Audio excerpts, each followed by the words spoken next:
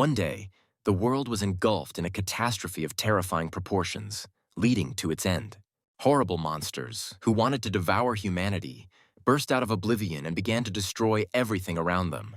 And if some creatures could still be somehow killed by a well-coordinated group, then others inspired such horror that any attempts ended in failure, turning into a mountain of corpses. And some monsters were so powerful that they burned out souls with just one look at their enemy. The people fought as desperately as they could, but over time, hope left each of them.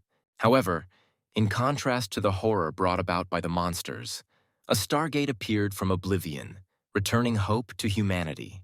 Those people who were not deprived of talent had a chance to enter these gates and gain incredible abilities that allowed them to retake the world from powerful monsters. The world had been holding firm for many years, and one of the strongest strongholds of humanity was the City of Dawn, whose territory witnessed tragic events that day. Robert Guardian was kicked into the backyard of his own home. Rising to one knee, Robert cursed his adopted brother, reproaching him for his betrayal. Darren stood in the doorway with the Guardian family's personal lawyer, smirking at Robert as he sat in the dust.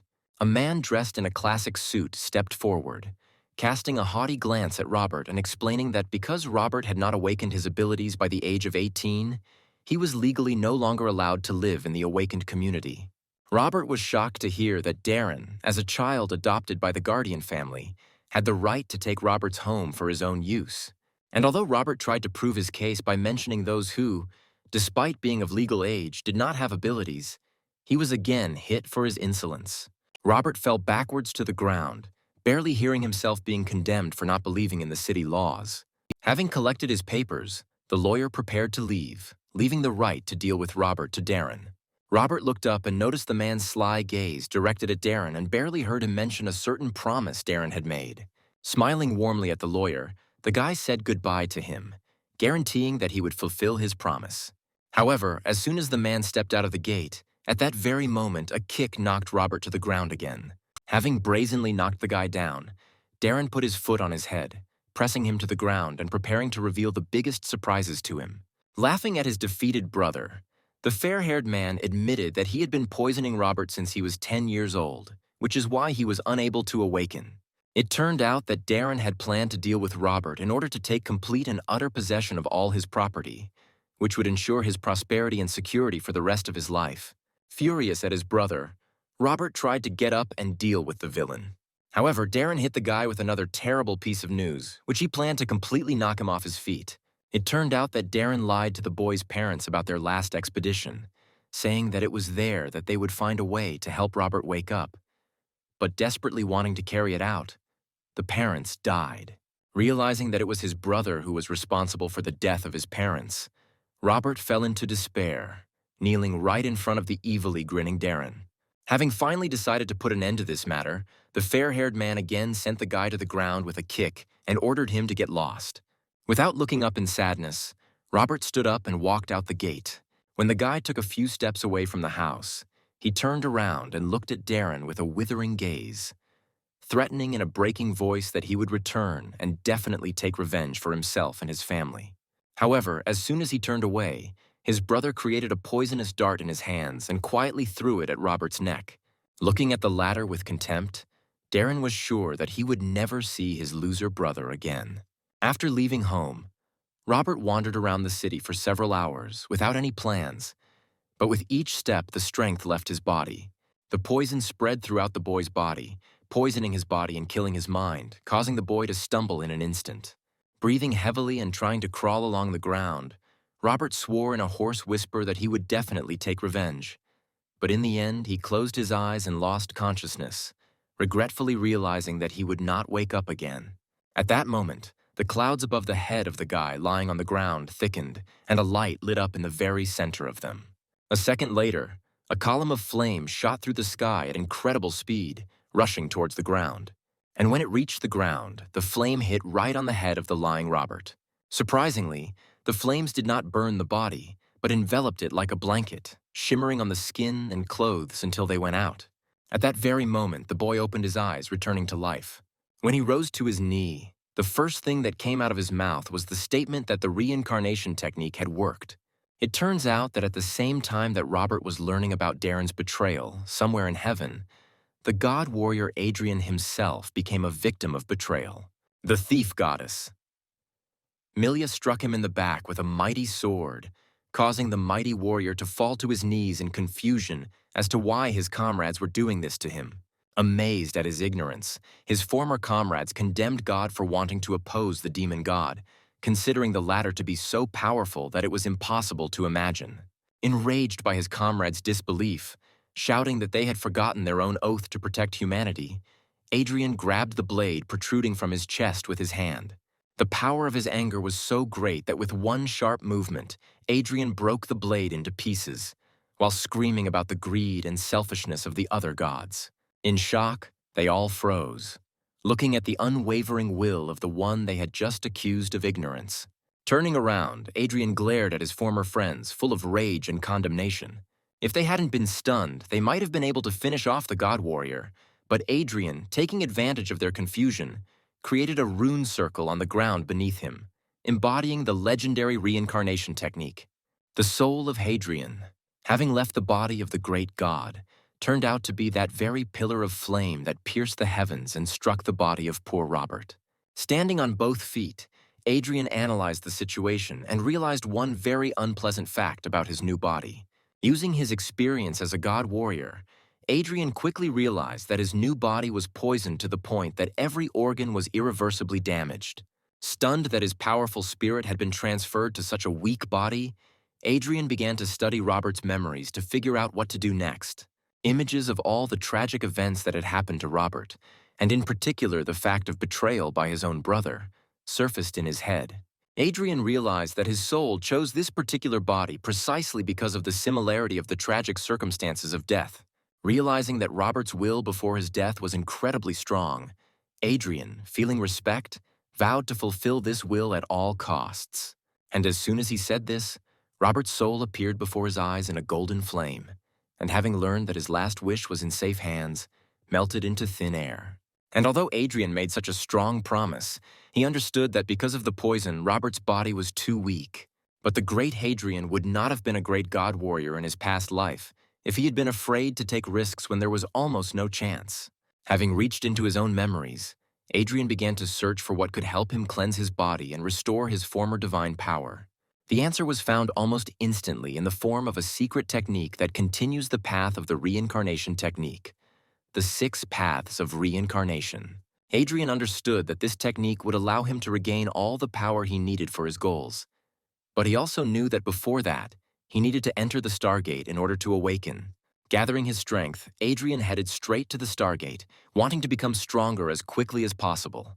It did not take him long to reach his goal and get to the gate, as it was visible from any street in the city. As he approached the area where the gate stood, Adrian thought about where he was and exhaled calmly, deciding that his former comrades would never find him in a new body. Before visiting the gate, the former god had to register, so he walked straight up to the counter, expressing his desire to undergo awakening to the man standing behind it. The man, however, addressing Adrian by the name of Roberta, made a displeased face and scornfully protested that he had already tried to wake up twice that month. However, having heard everything that was said, Adrian gave the man an angry look and demanded that he repeat it, only looking him in the eyes. The man was clearly taken aback by such changes in Robert's character, and therefore even lost the power of speech. The man was brought out of his stupor by a guard captain named Harold, who approached and wanted to know what had happened between them. While the man was reporting to the captain, Adrian used Robert's memories and learned that in the past, Captain Harold was saved by the boy's parents. Apparently, the captain was a man of honor, because upon hearing the man behind the counter's report, he immediately began to scold him, reminding him of how much the Guardian family had done for the city. Not hearing an answer from his subordinate, who hung his head in shame, Harold demanded a star map of awakening for Adrian. When he turned to the guy, Adrian saw not an angry grimace, but a warm smile, which caused quite pleasant emotions in the former god. But as soon as he took the card, Harold put his hand on the boy's shoulder and whispered that he should be more careful if he failed to awaken this time. And although the words were quite threatening, Adrian understood that they were said with concern for the son of the family that had once saved him. For this reason, Adrian saw off the departing captain with a grateful smile. Without delay, Adrian turned away from the reception desk and headed straight for the Stargate. Walking up, he pulled out the card Harold had given him and raised it above his head, whereupon it flew up and was immediately absorbed into the gate. Adrian, sighing before taking this important step, immediately followed. The boy's eyes were immediately covered with a golden haze, which melted away after a couple of seconds, revealing a huge open area full of others trying to wake up. Adrian tried to take a step, but immediately began to tremble with his whole body, because it was terribly difficult for the poisoned organism to withstand even the pressure of the place of awakening. The boy realized that it would be incredibly difficult for him to achieve awakening under such conditions. He looked to the side and saw one of the test subjects being hit by a bright pillar of light, the source of which was the star with which the person had entered into resonance. And he remembered that the more light from the star a person attracted, the greater the transformation his body would undergo. Turning his head to the other side, Adrian saw with regret the man who had fallen to his knees in despair, because he had not been able to enter into resonance with any star, and because of this, he would remain an ordinary person. Raising his head, Adrian used his god-warrior senses and noticed a star that his body could resonate with, but it was too weak to do so. The situation was dire, because even if the boy received the light of the star and could be reborn, the transformation would not be complete. However, Adrian would not have been a god-warrior in his past life if he had not been willing to take risks, and so he set about implementing the 6 paths of reincarnation technique by summoning as much spiritual flame as his past divine soul could. He used all the experience from his past life to make the flame bright and strong enough to cleanse his new body. The fiery silhouette grew stronger with each passing moment, engulfing Adrian in a heat that he did not notice. As the silhouette grew so hot that the flames could blind, the fire swirled around the boy's body, transforming it. At first, the movement of the flame was calm and measured, but in one moment it accelerated to the state of a fiery tornado. As the tornado began to dissipate, a rune circle formed underneath it, corresponding to the technique that Adrian, who was standing in the very center, was about to use. As if noticing the light of the flame below, the largest star, like the sun, lit up even brighter directly above Adrian. And a moment later, a pillar of her light pierced the heavens and rushed towards Adrian, who readily accepted it. His body seemed to melt in this light, transported to where his transformation was to continue. The light from the star with which Adrian's body entered into resonance turned out to be so strong and bright that the other test subjects looked at it in surprise, seriously believing that it was not the light of a star, but of the sun. At that moment, Adrian found himself in open space alone with the star that had chosen him. Her flame immediately engulfed Adrian's body, who was ready for this and tensed up, getting ready to curb it. The flames burned the guy's body painfully, ready to burn him if he lacked fortitude. However, in the furious outburst of emotions, Adrian endured the pain of the flames. His angry grin said more clearly than any words that he would endure any pain, just to achieve his goals. Eventually, the star's flame died out on Adrian's body, making it clear that he had harnessed its power, making him feel truly powerful. However, it turned out that the power of the technique he used summoned the light of more than one star, and another darker one appeared in front of Adrian. Her flame also engulfed the guy's body, but he readily accepted it and tamed it without much difficulty, after which he felt agile and fast. Having dealt with 2, he saw the third and immediately set about obtaining its power as well. The yellow flame gave in faster, and from it, Adrian felt his will and determination become even stronger. Next came the flame of a blue star, the harnessing of which seemed to open up a different perspective to his mind. The flame of the green star seemed to remove the veil from his eyes, and Adrian felt that nothing, not even the most microscopic, would escape his gaze. And finally, the last star, whose flame was bright purple, was also subject to Adrian's will, which is why his perception, according to his own feelings, became more specific. In the end, the 6 paths of reincarnation technique caused the flames of all 6 stars to surround the boy's body in a bizarre and bright vortex. The speed of this whirlwind was so great that from the outside its shape looked like a sphere. In this realm, Adrian entered a meditative state, synchronizing his own mind with the power of the stars and allowing it to have its full effect on his body. When Adrian felt the job was done, the sphere burst into 1,000 pieces. Renewed, powerful, and absolutely healthy, Adrian emerged, feeling his own omnipotence with every fiber of his body. The flame of one of the stars pliantly touched the guy's outstretched hand, which only confirmed his guess that the body was completely healed. At the same moment, A new, unusual runic circle was built behind Adrian, the symbols of which, however, were familiar to Adrian. Adrian knew that after awakening, the body would change in accordance with the acquired class. But at that moment, he felt not only how the warrior's power permeated his body, causing a feeling of incredible strength in his muscles. He also noticed that his movements had become smoother and his speed had clearly increased, which was consistent with the thief class. In addition, he became aware of everything around him and himself much more clearly and distinctly, which led him to conclude that the magician's insight was now open to him. In addition, his vision became so piercing that he could notice even the slightest vibration of the air around him, which made him realize that his vision had become equal to that of an experienced archer. And although the former god warrior's will was already unshakable, he clearly felt that it had become even sharper, causing him to be ready to immediately rush into battle, which usually characterizes the knight class. Having finally decided that this was it, Adrian was quite surprised that his perception had changed greatly, and therefore realized that even the qualities of the last class of summoner were now available to him. Adrian was absolutely shocked by the fact that he had discovered all 6 classes, because even in his past life, he had only heard of a couple of cases where someone had managed to discover a predisposition to several classes, and even then, no more than 2. Clenching his fists proudly, the boy grinned, realizing that in this case he would easily surpass even his past self. Looking up, he saw that the space around him was beginning to crumble, which meant that the awakening process would soon be over. At the same moment, Adrian, closing his eyes and opening them again, walked out of the Stargate back to the place from which he entered. And at the exit, he met the very thing he clearly did not want to see at all, because Darren was standing there, instantly attacking Adrian with contemptuous comments towards his, as it seemed to the blonde, absolutely useless attempts to wake up. Having looked angrily at the scoundrel, Adrian, not wanting to stand on ceremony, boldly sent the guy away. Darren was taken aback by this attitude from the one whom he had beaten with his own feet a few hours ago, and who now moved away from him as if the blonde wasn't worth the dirt under his fingernails. Rage immediately boiled in Darren's blood, not understanding how Robert, who had been poisoned by him, could walk like that now, as if nothing had happened. Outraged by this outcome, the fair-haired man pulled out his daggers and shouted at his brother, intending to finish off the impudent fellow that very second. Captain Harold's shout was heard from the gate, warning Darren not to do anything rash, and Adrian, hearing this, turned towards the attacker just in time.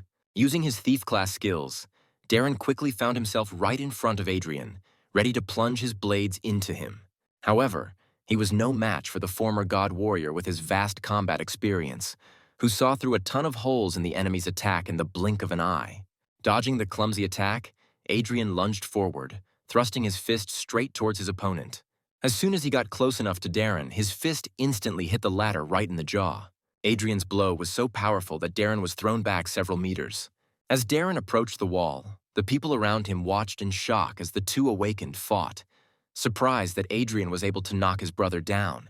Flipping in midair, Darren twisted and landed on his feet, not understanding how it was possible that his poisoned brother could send him flying with one blow. And although he was ready to immediately rush at Adrian again, his appearance as a warrior ready for battle put the guy into a stupor. At that moment, Captain Harold appeared between the fighters, shouting at Darren. Harold glared at the blonde and heard him complain that the captain of the guard was being too indulgent towards the Guardian family's son and that he regretted that he hadn't been fired yet. An indignant Harold, looking at Darren with disdain, pointed out that anyone with 2 eyes could clearly see that Adrian was awake, which meant Darren had no right to attack him. And although Darren wanted to say something in response, he was distracted by the surprised exclamations of onlookers, who were amazed at how beautifully the newly awakened one had put the guy down with just one blow. Darren, indignant to the limit, looked at Adrian with anger, but he could do nothing about it. And so, without saying a word, he turned around and left.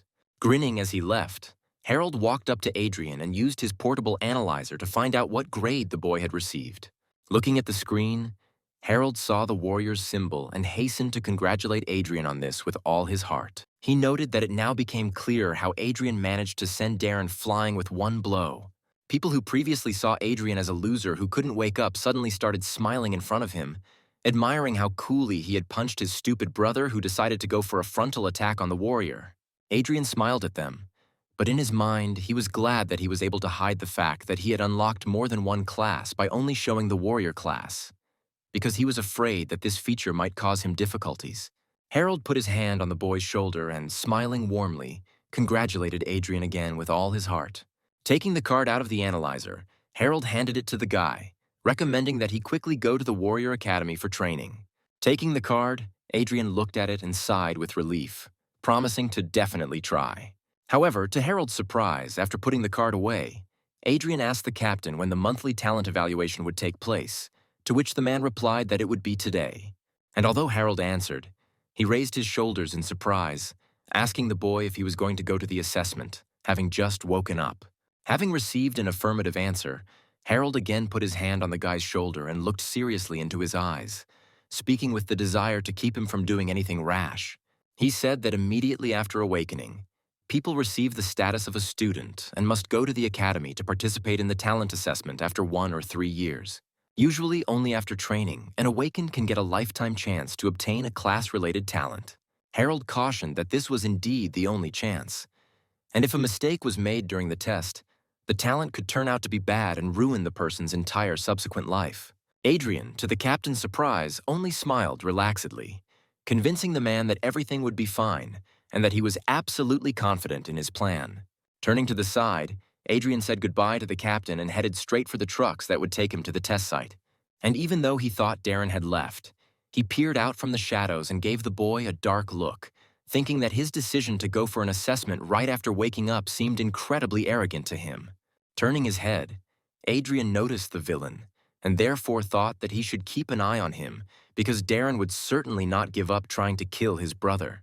There are indeed a large number of monsters outside the city, and although individually they fear the light of the Stargate, when gathering in huge hordes, the monsters cast aside their fear, rushing to attack a peaceful human settlement.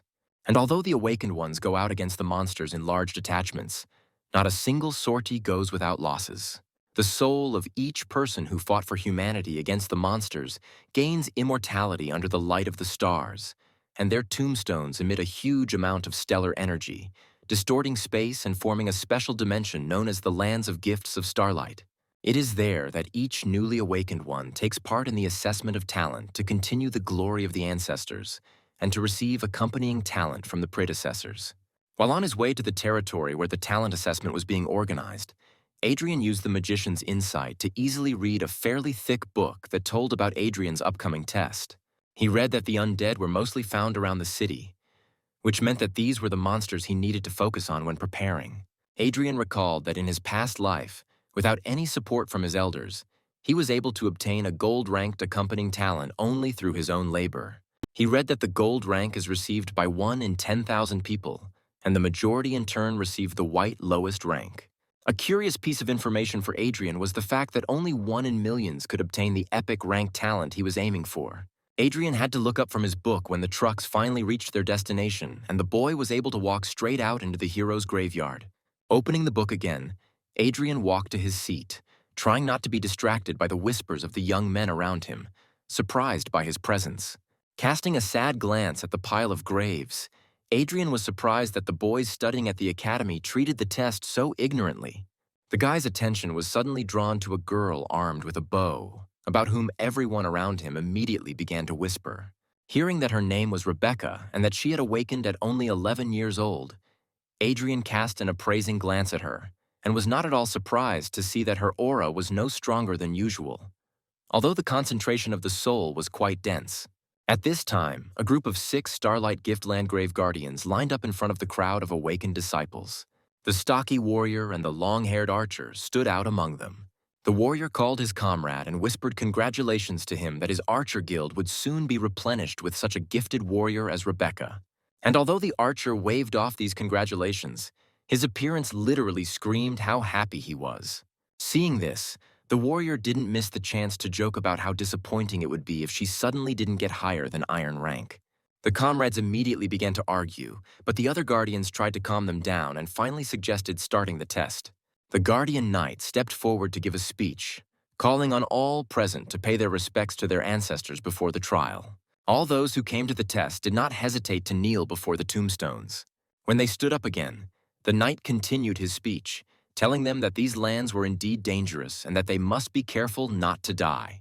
Each of the guardians took turns speaking words of encouragement to the subjects. The largest tombstone suddenly lit up, and the streams of energy that burst out of it formed a portal to the earth, where the test was to take place.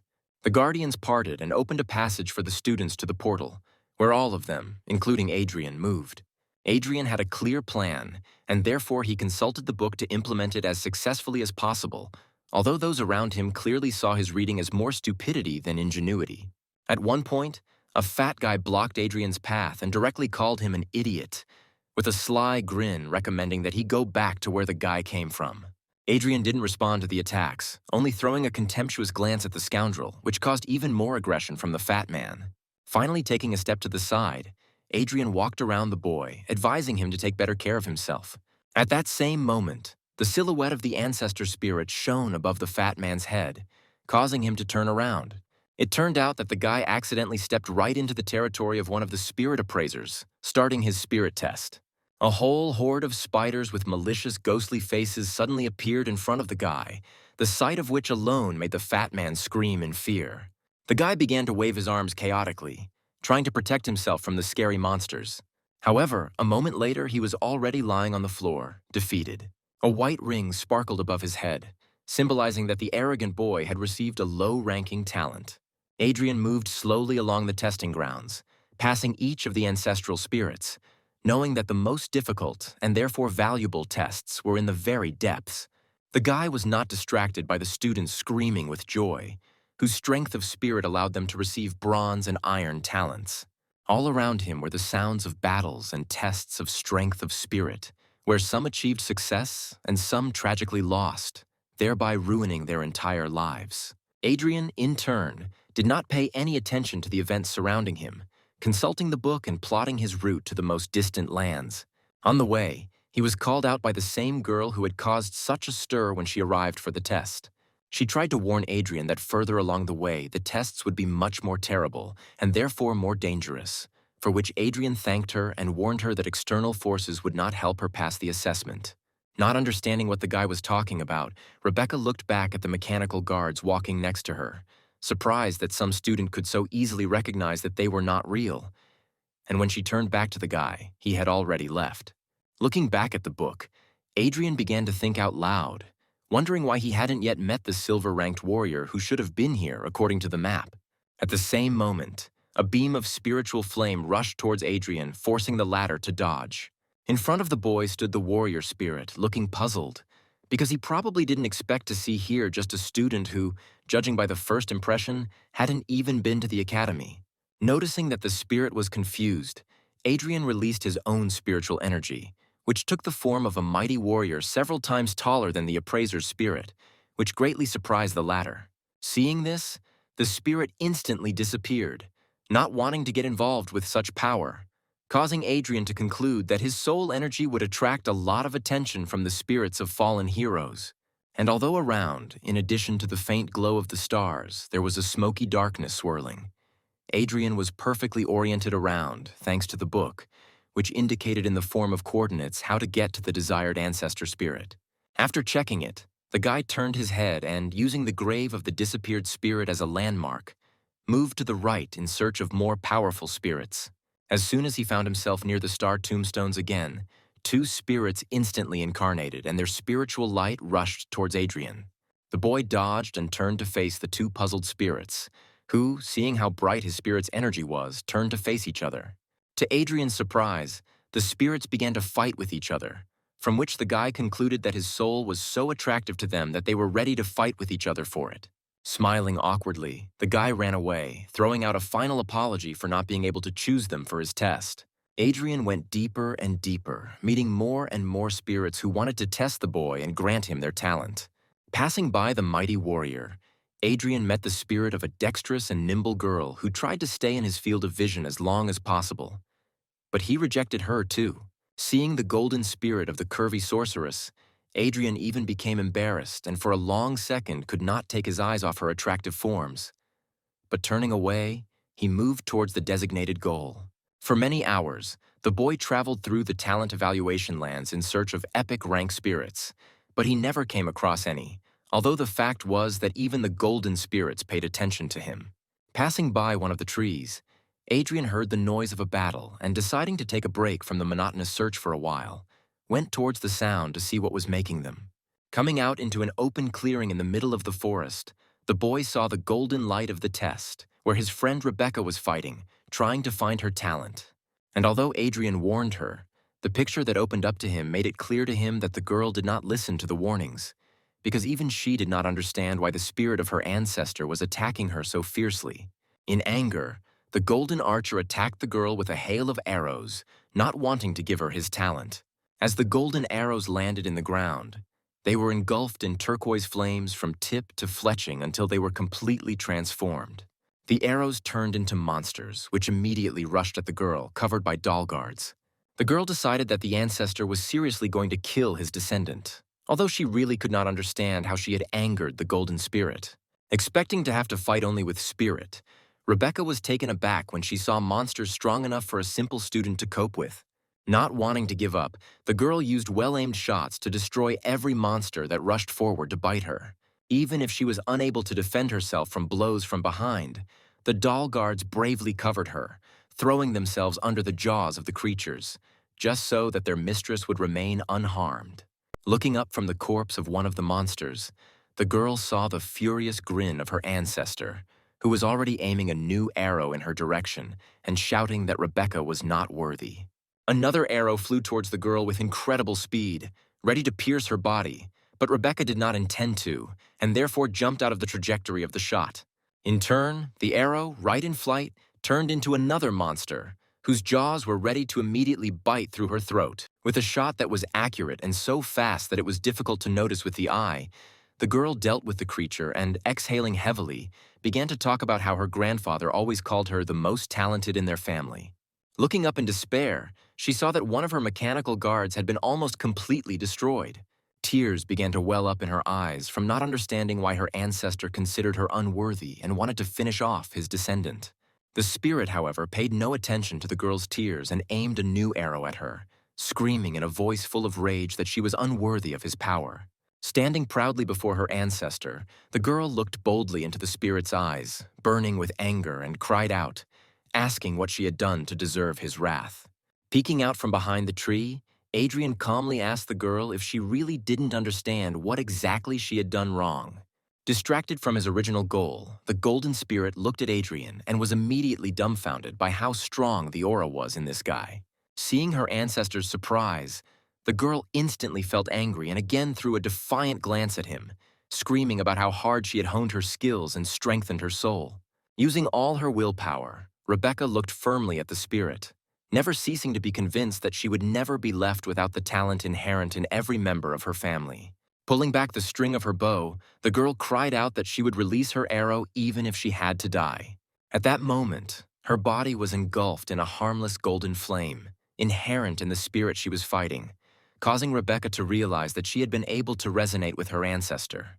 Adrian smiled and noted that the talent assessment test is primarily about will, courage, and fortitude, and not physical strength. The guy said that it was the mechanical guards that protected the girl during the fight that became an indicator of her fear before the fight, which is why the ancestor shouted about her unworthiness. The golden light of the trial finally faded, and Rebecca knew that the trial was over in complete victory. She sighed heavily, noticing how tense every muscle in her body was after the hilarious fight. The golden archer extended his hand forward and the flame from it touched the girl's body, healing her and giving her what she came for. Proud and pleased with herself, Rebecca passed the test and therefore received into her possession the sign of golden talent that came with her family. Watching from the side, Adrian smiled, seeing how the girl received what would make her life incredibly prestigious.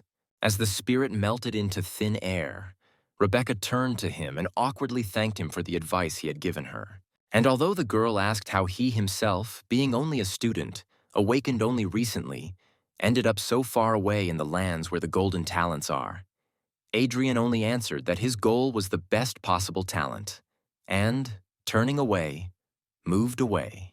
Noting that his soul seemed weak, the girl heard the guy brazenly say that it was none of her business and asked to keep his presence here a secret. Seeing that the guy had gone further away from the lands of the gold ranks, the girl was quite taken aback, realizing that his goal was even higher. Eventually, Adrian reached his goal in the form of a huge tombstone bound by a monstrous golden chain. Smiling contentedly, the guy noted that he was on the right track, since he saw something so colossal in front of him. The moment Adrian took another step, his body tensed up from the terrifying force of pressure, indicating how difficult a test awaited the boy, since even being here was difficult for him. The huge, monstrous dog looked to be of an advanced rank, and therefore, according to Adrian's feeling, was an incredible number of times stronger than the guy himself. However, the guy was not at all scared, but on the contrary, he was happy. Realizing that it was here that the concentration of spiritual energy was so great that he could absorb as much of it as he wanted, gaining strength. Sitting in the lotus position, the boy began to free his spirit to interact with the infinite and powerful energy surrounding him. He folded his hands and concentrated all his power into them, causing the energy that had permeated the air to begin to materialize and form into a sphere in smooth threads. At the same time, a bright blue rune circle appeared out of nowhere behind Adrian, which helped the guy absorb the flows surrounding him. Eventually, he stood up and straightened up, and the energy flows dissipated, because Adrian had already absorbed the maximum amount for the status of a student. As a result of these manipulations, the guy could feel that his strength had increased 6 times, which meant that he could safely withstand the pressure of the place surrounding him. Looking up, he boldly looked at the monstrous dog protecting the tombstone. As soon as he stepped closer, Adrian came into the Hellhound's field of vision, causing it, which had been lying peacefully until then, to rise to all fours and growl menacingly. A huge beast, whose jaws could tear apart an entire crowd with one bite, stood before Adrian, ready to destroy anyone who dared to appear for the epic rank test. However, Adrian, who was once a god warrior, was not at all frightened by the terrifying sight and boldly stepped forward. In an instant, the monster pushed off with all 4 paws and rushed at the guy, intending to tear him to pieces, but Adrian himself was not going to die so easily. The rune circle that appeared behind him served as a much-needed boost for Adrian, and he, using such a useful skill, rushed into battle. His speed was so incredible that the Hellhound, grinning angrily at his opponent, could not keep up with the warrior who flashed like lightning. Dodging another blow, Adrian grinned maliciously, calling the hound just a puppy, incapable of putting up a decent fight. At that very moment, the dog let out a monstrous roar, so loud that Adrian had to crouch down to protect himself from it. In a mindless rage, the dog rushed straight at the guy again, ready to finish him off for his insolence. And although his jaws were almost closed on Adrian's body, he only grinned maliciously and did not move from his place. And as soon as they closed, Adrian penetrated the upper jaw of the dog's mouth, as if passing through a dense wall of fog that did not cause any harm. Adrian stood over the hound's jaw, noting with satisfaction that a real hound was undead and would not react to provocation in any way, unlike this dog who had fallen into a rage. With one flick of his finger, the confident Adrian destroyed the dog's form, shattering it into hundreds of pieces. Having landed, the guy proudly straightened his clothes and looked at the stairs that the mighty beast was so jealously protecting. A view of the incredibly majestic-looking gates through which he had to pass opened up before Adrian. As soon as he came closer, the gates swung open with a loud hum before the brave warrior who had come to show what he was capable of. And although there was confidence in his eyes, Adrian was a little excited about what was happening now and what was supposed to happen any minute. Looking straight ahead, the boy took a deep breath and stepped forward proudly, like a worthy warrior who had earned the right to gain strength. Although these gates were called hellish, beyond them, Hadrian saw a rather calming landscape in the form of a waterfall and a lake surrounded by rocks and ancient trees. But the guy had no time to admire the beauty, because the moment he stepped closer, a pillar of scorching flame headed towards him with incredible speed, forcing him to dodge. Turning in the direction from which the flames burst out, Adrian only managed to notice how the blade burning with fire was approaching his face. Having only just noticed the blade, Adrian didn't even close his eyes when it stopped a centimeter away from the face of the one who dared to come for the epic talent. The heroic spirit of epic rank hovered in the air in front of the guy, raising his blade and looking at the newcomer with surprise, who turned out to be just a student. Looking bravely straight into the warrior's eyes, Adrian asked him not to hold back, arguing that he had gotten here not by luck, but out of a desire to see what an epic rank was capable of. The stunned warrior spirit looked at the disciple with a shocked look. not understanding how a mere disciple could dare to travel so far just to see what an epic rank could do. Smiling slyly, Adrian found his words and asked the warrior to finally conduct the test, because he was going to show the spirit all the power he possessed. The warrior softened, sighed, and corrected the boy, noting that the fact that he had reached this place did not mean that he would be able to defeat a representative of the epic rank. But smiling, he agreed to show his power. At the same moment, with one snap of the warrior's fingers, the guy found himself in the arena, looking around in surprise.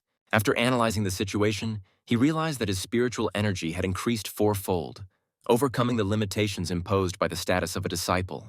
It turned out that the warrior had transferred not the body, but Adrian's mind and his own straight into the arena, and their bodies remained where they stood. At this time, Adrian and the warrior's spirit bodies were being watched by 5 more spirits, whose energy was shining with a bright light of epic rank. They were clearly pleased to see someone come to their lands for an epic rank talent for the first time in a long time, although they were surprised that the person who came was not an outstanding student at all. One of the spirits was clearly angry that the warrior spirit got to Adrian first, because after defeating the Hellhound, he himself was going to test the student. At this time, Adrian, already armed with a sword, was warming up, wondering out loud that the epic rank was so strong that with just one wish, it transferred the guy straight into the world of dreams. The warrior standing in front of Adrian swung his blade and threw it to the side so that it got stuck in the stone. He spread his arms and invited Adrian to attack, ready to fight on equal terms, since the spirit himself compared his strength to the guy's. Adrian smirked and noted that his opponent was acting a bit arrogant, thinking that he could defeat a guy without a sword on equal terms. A moment later, the boy rushed into battle, using all his fighting skills and past life experience to leave his opponent no chance. And although the spirit fought desperately, he understood that even with a sword in his hands, it would be incredibly difficult for him to defend himself, let alone resist unarmed. The man tried his best, but Adrian was incredibly fast and attacked as hard as he could. In the end, the spirit warrior was unable to dodge the final attack, and the boy put the blade to his neck. The warrior was genuinely amazed at how strong this disciple was, having so boldly stood before an epic rank spirit despite having awakened only recently. Smiling kindly at the stricken spirit, the guy suggested that he give it his all and show what the epic rank is really capable of. Focusing on the upcoming fair fight, the man extended his hand and pulled his blade into it, which burst out of the stone. Smiling at the upcoming battle, both warriors rushed at each other, wanting to cross swords and find out which of the two was stronger. The swords of both warriors clashed, striking sparks in a stunning dance of combat. And although the spirit warrior fought desperately, one mistake was enough for the former god warrior to make one precise strike with his blade. And this one blow was enough to knock out the blade and hands of the stunned enemy. The spirit warrior was absolutely at a loss, as he sincerely could not understand how he could be defeated by just a student. You could see the confusion in his eyes as he looked at his hands, as if doubting his own abilities. Pleased with himself, Adrian thought that now the result of his test was quite satisfactory to finally receive the epic rank talent he deserved. And although he was ready to receive his reward, the spirit warrior suddenly melted into thin air, causing confusion in Adrian. Returning to his body, the warrior looked at his opponent with curiosity, whose mind was still in the dream world.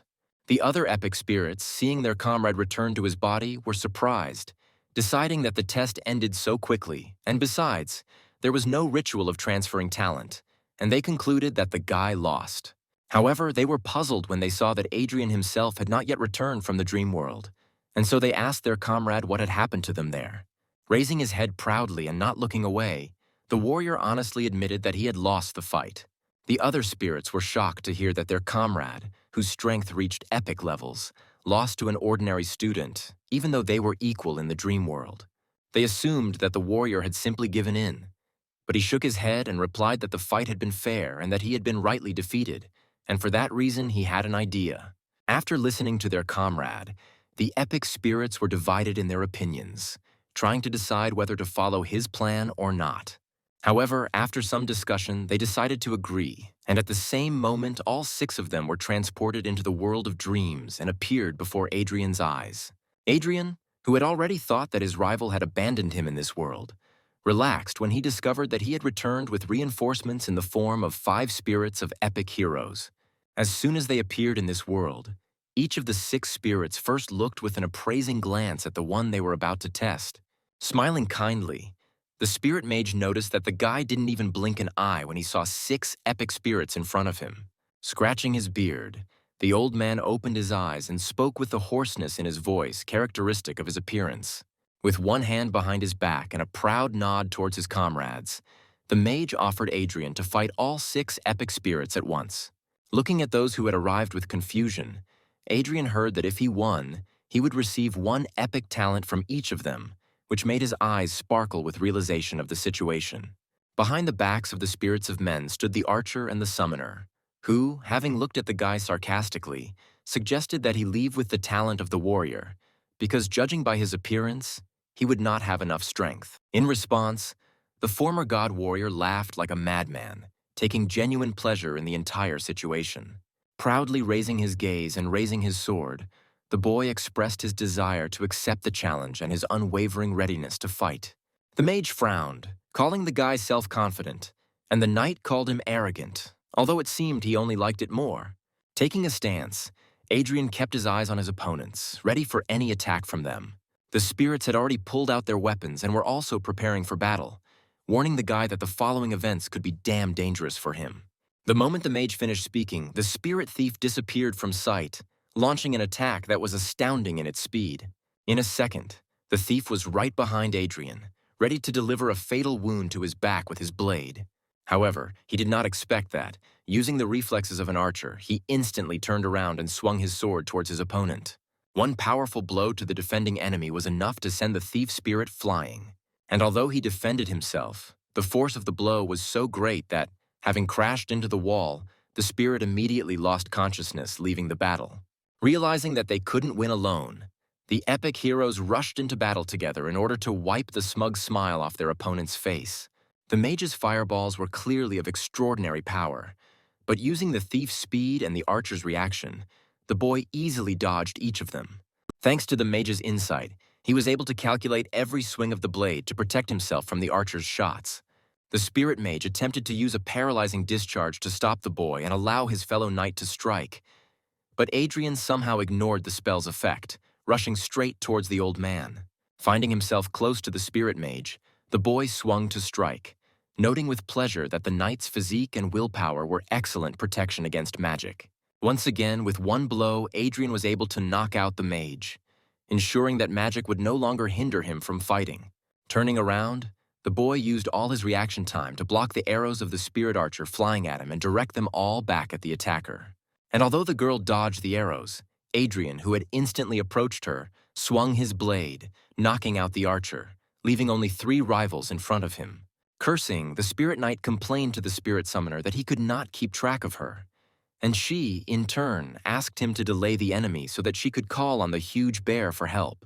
A simple ritual was enough for her to have a huge monstrous bear rise to its full mighty height in the arena. The spirit knight did not fail and, raising his morning star, used his ability to immobilize Adrian. At that very moment, the bear rushed to attack the guy, wanting to tear him apart with its claws. Although the bear was a beast created by the summoner's spirit, Adrian's summoning abilities were stronger, and he took control of the bear, forcing it to attack the knight, knocking him out of the fight with one blow. Adrian, who was instantly next to the girl, smiled slyly at the girl before striking. Like the others, Adrian dealt with the girl with one blow, knocking her out. Turning to the last epic rank spirit, Adrian asked if he would fight, but the warrior smiled, replying that he had already lost before, so there was no point in fighting.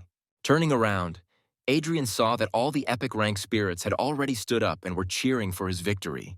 After congratulating him, they returned to the real world and stood in a circle over the boy's body, intending to perform a ritual after which Adrian would receive his talent.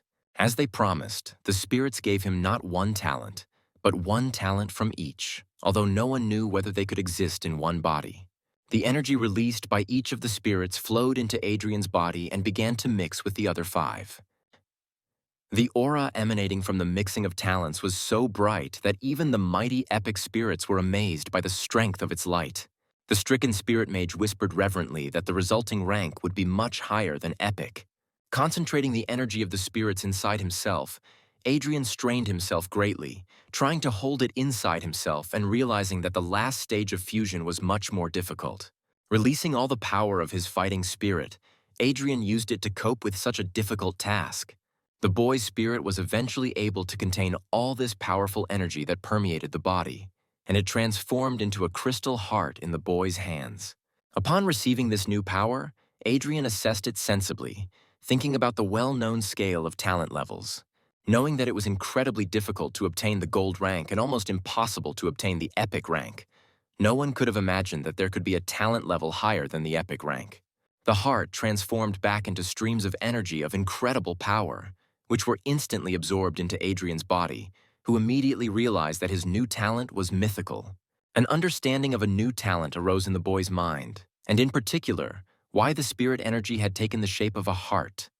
Because this new talent was called the Heart of the Brave and could increase the hero's power by 10 times. Opening his eyes, Adrian saw that the epic spirits were enveloped in a warm light, and their faces expressed satisfaction and pride, because they not only saw a talent whose power is higher than the epic, but also endowed it themselves to a worthy warrior. Smiling at the heroes disappearing into the light, Adrian relaxed peacefully, proud that he was able to not only fulfill his goal, but achieve something even better. Turning towards the exit from the lands of epic rank, the guy lingered for the last time to leave an offering to the disappeared spirits, in the form of the book that helped him get here, as well as a bottle of delicious sake that he had prepared in advance, promising them that he would definitely protect the City of Dawn from any misfortunes. At this time, a proud Rebecca returned from the lands of trials, illuminated by the symbol and light of the gold rank, which greatly pleased the guardian archer, who immediately called her a true genius. Turning her head away, the girl embarrassedly babbled that she received her talent only thanks to the help of her dear mentor, and that she was not a genius at all. The proud guardian archer disagreed with her, saying that the gold rank only appeared once every 10 years, while looking sarcastically at the guardian warrior, none of whose students had received a rank higher than silver. Outraged by this gesture, the guardian warrior was outraged that the students of the guardian archer could only rely on luck, while not deserving the high talents that they received. And although the guardian warrior claimed that among the warriors there would be such a strong awakened one that he could receive the gold rank, he was met only with a sarcastic grin from his comrade. Distracted from the squabble between the two guardians, Rebecca looked around, trying to spot Adrian, and finally find out what rank the one who so calmly passed by the gold-ranked lands received. Realizing that the guy was not around, the girl looked at the portal, anxiously waiting for him to come out of it. When the guardian archer decided to announce the end of the test, Rebecca asked him to stop and wait, because one test subject had not yet left the testing grounds. At the same moment, Adrian, stretching his neck, climbed out of the portal, meeting there not a stormy ovation, but only the already familiar disdain, because the guardian archer was sure that the guy had failed his test. Rebecca, blushing at the sight of the guy, did not hear the mentor's sarcastic comments, remembering only, not without a shadow of embarrassment, that the name of her new acquaintance was Adrian. Glancing to the side, the guy immediately saw the fat man who had crossed his path at the very beginning of the test, and who was now mocking Adrian, thinking that he was hiding from the test, afraid of failing it. Ignoring the snide comments, the guardian warrior took a step towards the boy and asked with a smile what rank one of his warrior charges had received. Adrian smiled and relaxed for a second, causing the aura of his talent to glow faintly, covering the entire body of the awakened one. And although the hero received a mythical rank, everyone around saw what he wanted to show them, namely the aura and symbol of the gold rank shining on the guy's body. Everyone around seemed to have gone wild, discussing and marveling at the fact that this time 2 participants had received the gold rank, although even one was an incredible rarity. Smiling contentedly, Adrian noted, not without pleasure, that he was incredibly lucky that his new talent allowed him to flaunt the rank that the hero himself wanted. The guy, with his hands on his hips, without even deigning to look at the arrogant scoundrels who were mocking him, told them out loud that they should not mock others, but try to become stronger themselves, which greatly embarrassed the stunned fat man. And only Rebecca, whose embarrassed look Adrian caught, could not understand why the guy received only a gold rank, because he went much further than the place where the golden spirits were. As if reading the girl's thoughts, Adrian put his index finger to his lips, reminding her that he had asked her to keep quiet about where he was heading in the lands of trials. Once again embarrassed by the attention of her new acquaintance, Rebecca thought only about how many secrets Adrian had from everyone around him. And while she was reasoning, the guardian warrior rushed towards Adrian, whose smile made it clear that he was incredibly happy that one of his charges had finally managed to obtain a gold rank. Although Adrian, not having received pleasure from someone else's touch, asked him to leave him alone, calling him a bearded man. Offended by the unexpected insult, the guardian took one step away from Adrian, removing his hand from his shoulder. However, a moment later he cast aside his resentment, deciding that his students receiving a gold rank was much more important than any insults. And so he again put his hand on his shoulder and smiled happily, saying how proud he was of his student. However, the other warrior teachers, looking at the man with condemnation, noted with displeasure that they were seeing Adrian for the first time, and therefore did not consider his victory in the test to be their merit. However, even the guardian archer, who had been mocking his comrade just a second ago, now stood with a serious look, noting that receiving 2 gold talents was a truly historical event. The news that 2 participants had achieved gold rank spread like wildfire throughout the streets of Dawn City, so quickly that almost on the same day, Darren, who wanted to finish off Adrian more and more with every second, learned about this truly frightening event for him. He instantly became furious as soon as he found out that Adrian had received a gold rank, because the guy did everything to prevent this from happening. Adrian himself did not want to waste time after the test, and realizing that he could not do without the academy, immediately went there after the test. His mere appearance at the academy was news number 1 for everyone there, as gold rank among warriors is an incredibly rare thing.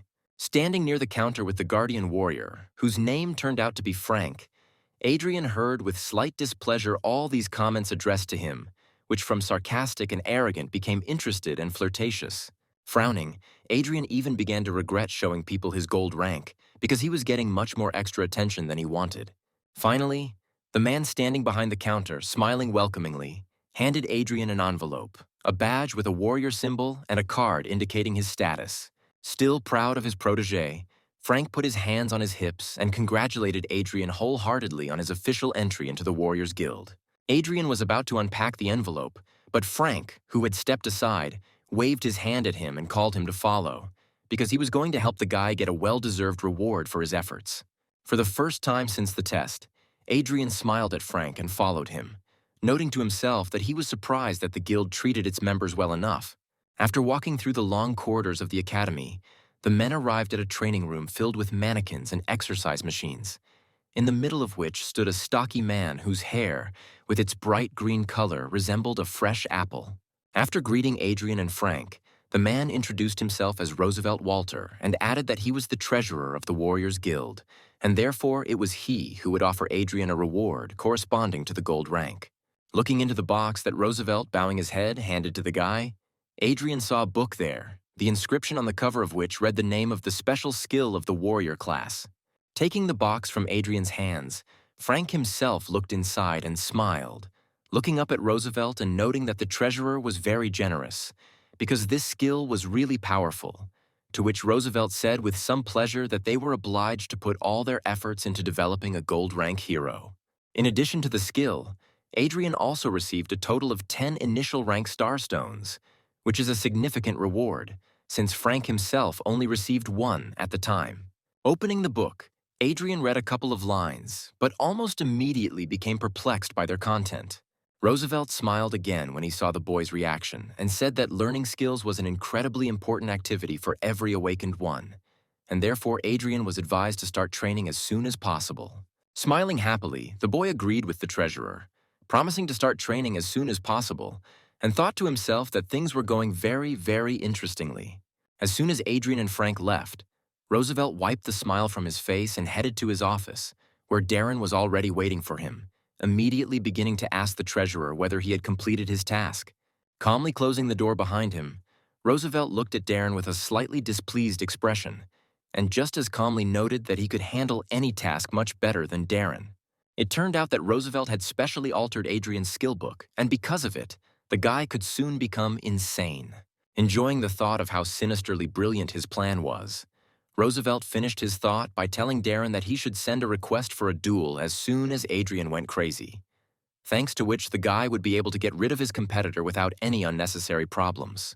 Exhaling with relief, Darren smiled at Roosevelt, noting with some pleasure that he always completed his tasks 100%, and therefore, as a thank you for his work, he would definitely thank his comrade when Adrian died. Roosevelt looked away and said that he was only following orders from above and therefore did not expect a reward, but would certainly be glad to receive one. He chose to turn away when Darren, with a wild look and a cruel smile on his face, promised that he would kill his sworn brother no matter what it took. And although the plan was indeed good and would have worked on someone else, Adrian's actual mythical rank was a good indication to him that the skill had actually been reworked, which would spell big trouble for him. Adrian thought hard, comparing all the facts with each other and seriously suspecting that this trouble with the skill was directly related to Darren. Having instantly figured out Roosevelt's plan, Adrian put the book down and decided that he would be happy to play along with him, pretending that he really had fallen under the influence of such a mild illness that the book was supposed to create for him. Adrian sarcastically imagined how Roosevelt would look when he saw that his plan hadn't worked, especially if Frank was nearby, and the guy would be helped in this matter by those 10-star stones that he received for his gold rank. Opening the box, Adrian remembered that the star stones were actually the energy of real star stones concentrated into a crystal form, using which awakened ones could very quickly increase their power and become stronger. Realizing that thanks to his experience as a god warrior, the guy is well versed in all the skills even at the divine level, but if he wants to gain power, he needs to start all over again.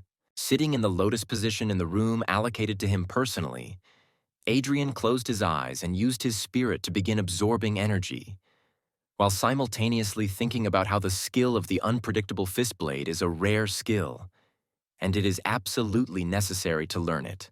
Using his experience, the guy read all the necessary techniques for developing this skill and found out which nuances of this technique were spoiled and corrected them without any problems. In intense meditation, the boy concentrated on studying, hoping only that 10-star stones would be enough to help him master the skill. As soon as Adrian concentrated and closed his eyes, his spirit burst out of his body and caught the stone in a weak whirlwind of blue flame. And as soon as he started, his hand was burned with pain, which almost took the guy out of concentration. The flame enveloped the fist, changing color and forming a blade, but Adrian felt it as if someone was scraping his bones. The guy tried his best to restrain himself and not unclench his fist so that the skill would be finally fixed. But alas, he couldn't resist and his palm unclenched, and the flame began to gradually go out. Even though the guy had gained the power of all 6 skills, and his talent was stronger than even the epic one, he realized that he had underestimated such a powerful skill, and therefore would not be able to master it in one try, because during that one try, the skin of his hand turned red and shriveled from the fire. Knowing that it would take at least a year for a normal person, Adrian smirked, knowing that with his strength, he would not allow himself to hesitate, and would definitely master the skill as soon as possible. Concentrating again, Adrian used the power of his spirit to once again cause his hand to become covered in bright pink flames, which now took on a much more distinct blade shape. Exhaling with satisfaction from his own work, the guy stood up and with one movement made the sword fly from the wall straight into his own hand. Forcing his energy to form a blade shape around his hand again, the boy swung his sword at the wall with such force that a rather wide crack appeared in it. Looking at this crack and easily moving the blade, the guy noted with some pleasure that the skill was really very strong, and therefore the time and stones spent on learning it were clearly worth it. Relaxing his hand, the boy recalled the energy and remembered that even when he moved to the next rank, his skill level would increase in the same way.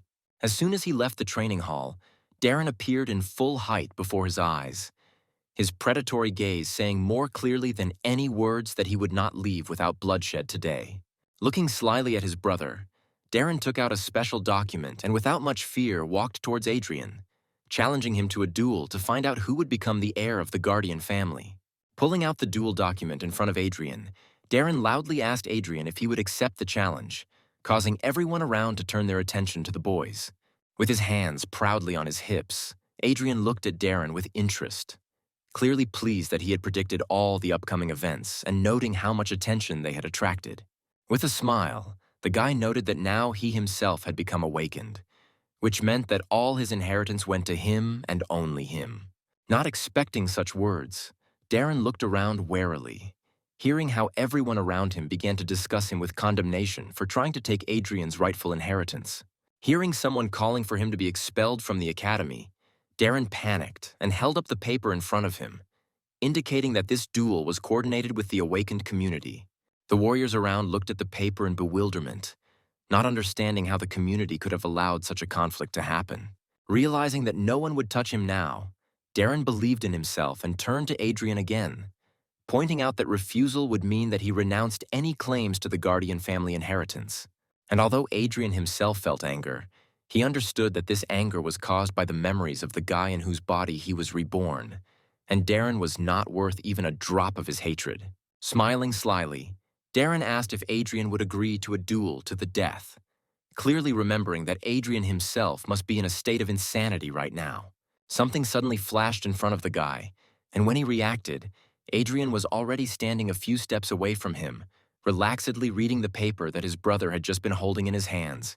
Amazed by such incredible speed, Darren looked in amazement at his hand, in which he had literally just been holding the paper that Adrian now had. Looking with disdain at the bewildered boy, Adrian held out the paper forward and responded to the duel request with a firm voice, agreeing. Looking up at his brother again, Darren stared at Adrian in shock, still trying to figure out how he had snatched the document from his hand so quickly.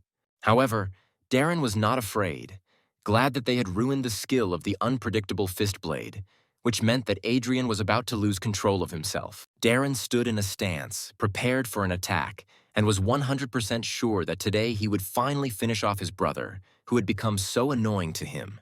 And although his opponent stood ready to fight, Adrian was relaxed and calm, realizing that Darren would not be able to win under any circumstances. In an instant, dark green energy swirled around Darren and his blade glowed bright green. And in another moment, he suddenly disappeared in the place where he stood and suddenly appeared to the left of Adrian with the blade already prepared for the fatal blow. At that very moment, his energy took the form of a snake, and the blade rushed towards Adrian's throat, ready to cut it and end the life of the unlucky victim.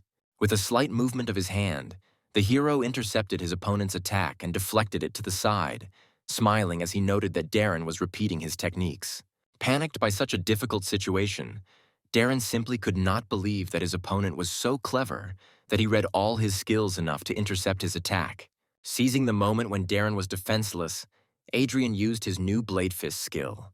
With one blow, which had become so familiar to him, the guy sent his opponent flying. Darren fell on his back, hitting himself hard, but using his thief's reflexes, he quickly turned over and stood on both feet, grinning angrily at Adrian. There was a look of confusion in his eyes, as he expected that Adriana would go crazy from her new skill. Smiling relaxedly, Adrian received compliments and words of encouragement from the other warriors, shouting at him to show the thieves what they were capable of. However, another thief standing nearby noted that Darren was trash and asked not to compare the thieves' guild to him. Frank stood nearby, watching the battle with satisfaction and noting every movement, saying out loud that he was very proud of his new gold rank in the Warriors Guild, because Adrian had learned such a difficult skill so quickly. Darting forward, Adrian used his blade fist skill again, preparing to hit Darren even harder. His blow again fell on the body of his opponent, who, even blocking the attack, flew to the side from such a powerful force. Clearly enjoying beating the scoundrel, Adrian noted that his opponent was quite tenacious and could stand on his own 2 feet even after such strong blows. Straightening up, the guy pulled back the collar of his cape with the hand that hurt the least, revealing a golden protective vest that helped him withstand blows, naturally not leaving the enemy without a sarcastic comment about his weakness. However, opinions of those around Darren about the fact that he wore protection were divided, as some decided that it was dishonest, while others noted that the rules do not prohibit protection. The desperate obsession with the outcome was visible in Darren's eyes as he shouted that he would finally make Adrian die. He rushed forward again, preparing his blade for another attack. His energy now took the form of 2 snakes, ready to bite the enemy's throat, and Darren himself, using his skills to the fullest, approached the enemy. This time, without even a hint of a smile, Adrian called Darren a narrow-minded idiot, facing the oncoming attack without fear. Once again, with a single light movement, Adrian used the blade fist to block such a powerful attack without any effort. Darren's eyes showed fear, as he clearly didn't expect his opponent to block his strongest skill so easily.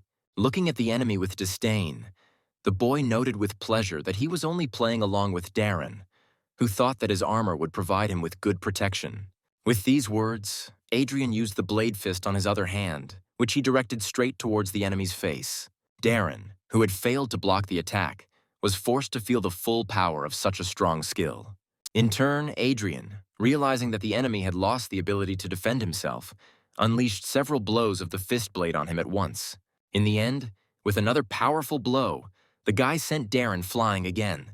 The guy tried to group himself, but this time he simply didn't have enough strength to stand up, and so he fell heavily to the floor.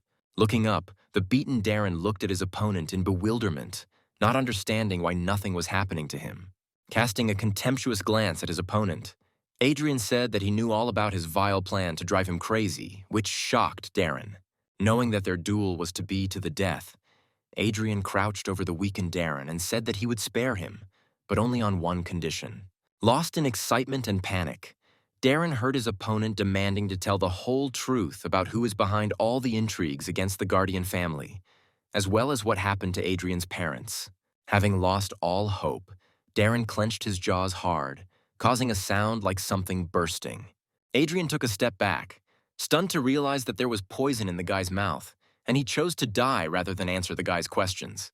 With one last sardonic glance at Adrian, Darren told him that he would never know what happened to his parents, and that he was no match for those who were determined to end the life of the Guardian clan. A stunned Adrian listened in silence as Darren spoke his last words, laced with malice and contempt. After saying his last word, Darren suddenly rolled his eyes and leaned back, his chest no longer rising and falling in time with his breathing, making it clear that Adrian's adopted brother was now dead. Adrian felt incredible contempt for his opponent, but also a certain amount of respect, because he was ready to die for his goals.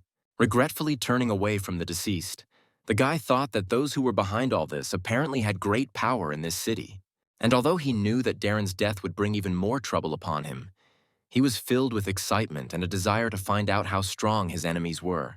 Realizing that he still only held a weak F rank in the guild, Adrian headed towards the exit of the hall, deciding to quickly return to training, but not noticing how someone was hiding around the corner, who was watching the progress of the battle with great curiosity. Sometime later, Adrian was in an apartment on the outskirts, training with starstones. Sitting in the lotus position and holding the starstone between his palms, the boy reconnected with his spirit for the best possible learning. Eventually, another stone crumbled to dust, having exhausted all its stellar energy. Upset over losing his last star stone, Adrian thought out loud, coming to the realization that his body was indeed incredibly strong, having absorbed all the energy from the 10 starstones he had received from the talent test in just a couple of days. Clenching and unclenching his fist, the guy noted with pleasure that in just a couple of days he had increased his energy level from 105 to 246 units, which was a truly outstanding result. Looking at the dust left from the used starstone, Adrian estimated that one such stone contained energy equivalent to about 10 units of spiritual value.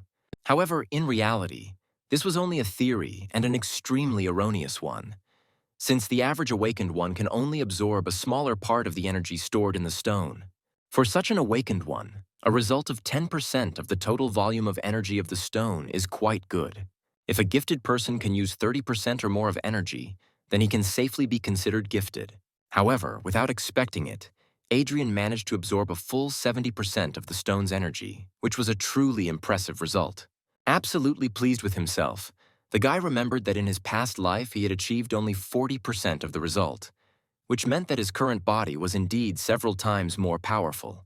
Having warmed up after the long process of absorption, Adrian regretfully noted that on the outskirts of the city, he received much less energy from the stars than he could have if he were right at the gates. His gaze turned aggressive as he remembered how he had tried to reclaim the Guardian family estate, which was rightfully his. Immediately after the battle, Adrian went to the residence of the awakened community to gain access to his estate. But as it turned out, after passing into Darren's possession, the estate no longer belonged to the Guardian family. Smiling cheekily and interlacing his fingers in a businesslike manner, The man noted that after Darren's death, the estate passed into the possession of the awakened society, and Adrian was only entitled to a small apartment on the outskirts. Adrian had to admit that it would be very difficult to get his property back, since apparently this estate was of great value to the one who was plotting against the guy.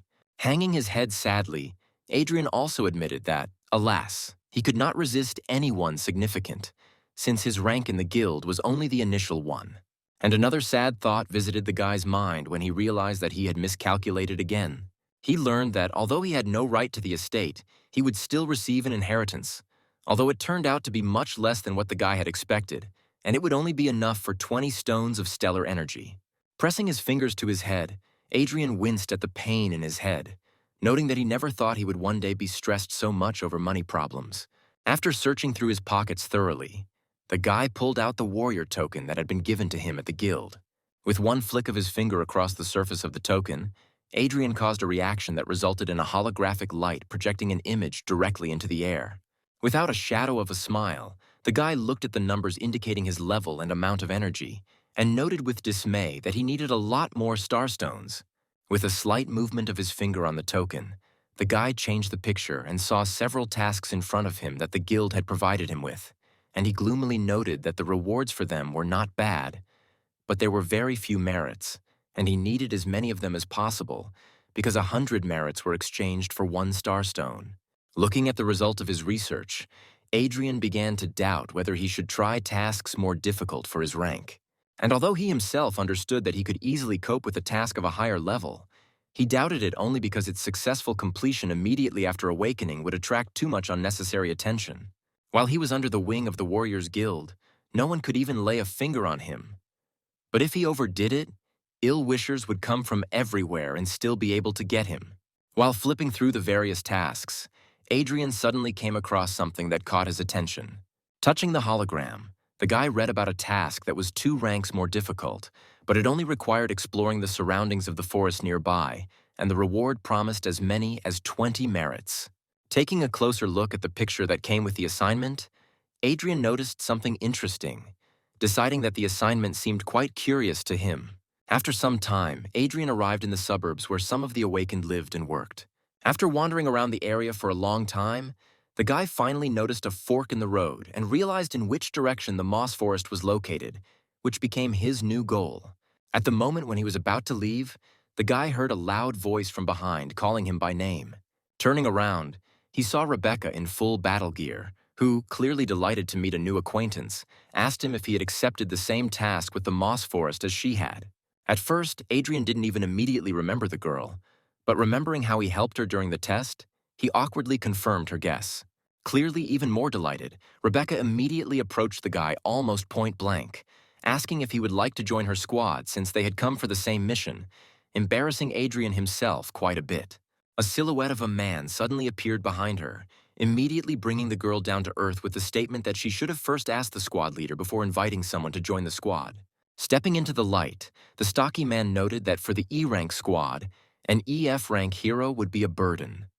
But despite the unflattering comment, he still introduced himself as Mark Hoffman. Rebecca turned around and immediately began to protest, claiming that she did not consider Adrian a burden. The man who came up to him, hearing Adrian's name, called Mark a real ignoramus because Adrian was the one who, along with Rebecca, received a gold-rank talent in the recent test. Extending his hand for a handshake, the man introduced himself as Howard and noted that he was the squad's archer. Pleased by the polite attitude, Adrian shook Howard's hand with a smile and heard from him an invitation to join the squad. Dissatisfied with the commander's positive attitude towards the guy, Mark said that he did not see anything outstanding in the gold rank and only looked at the level.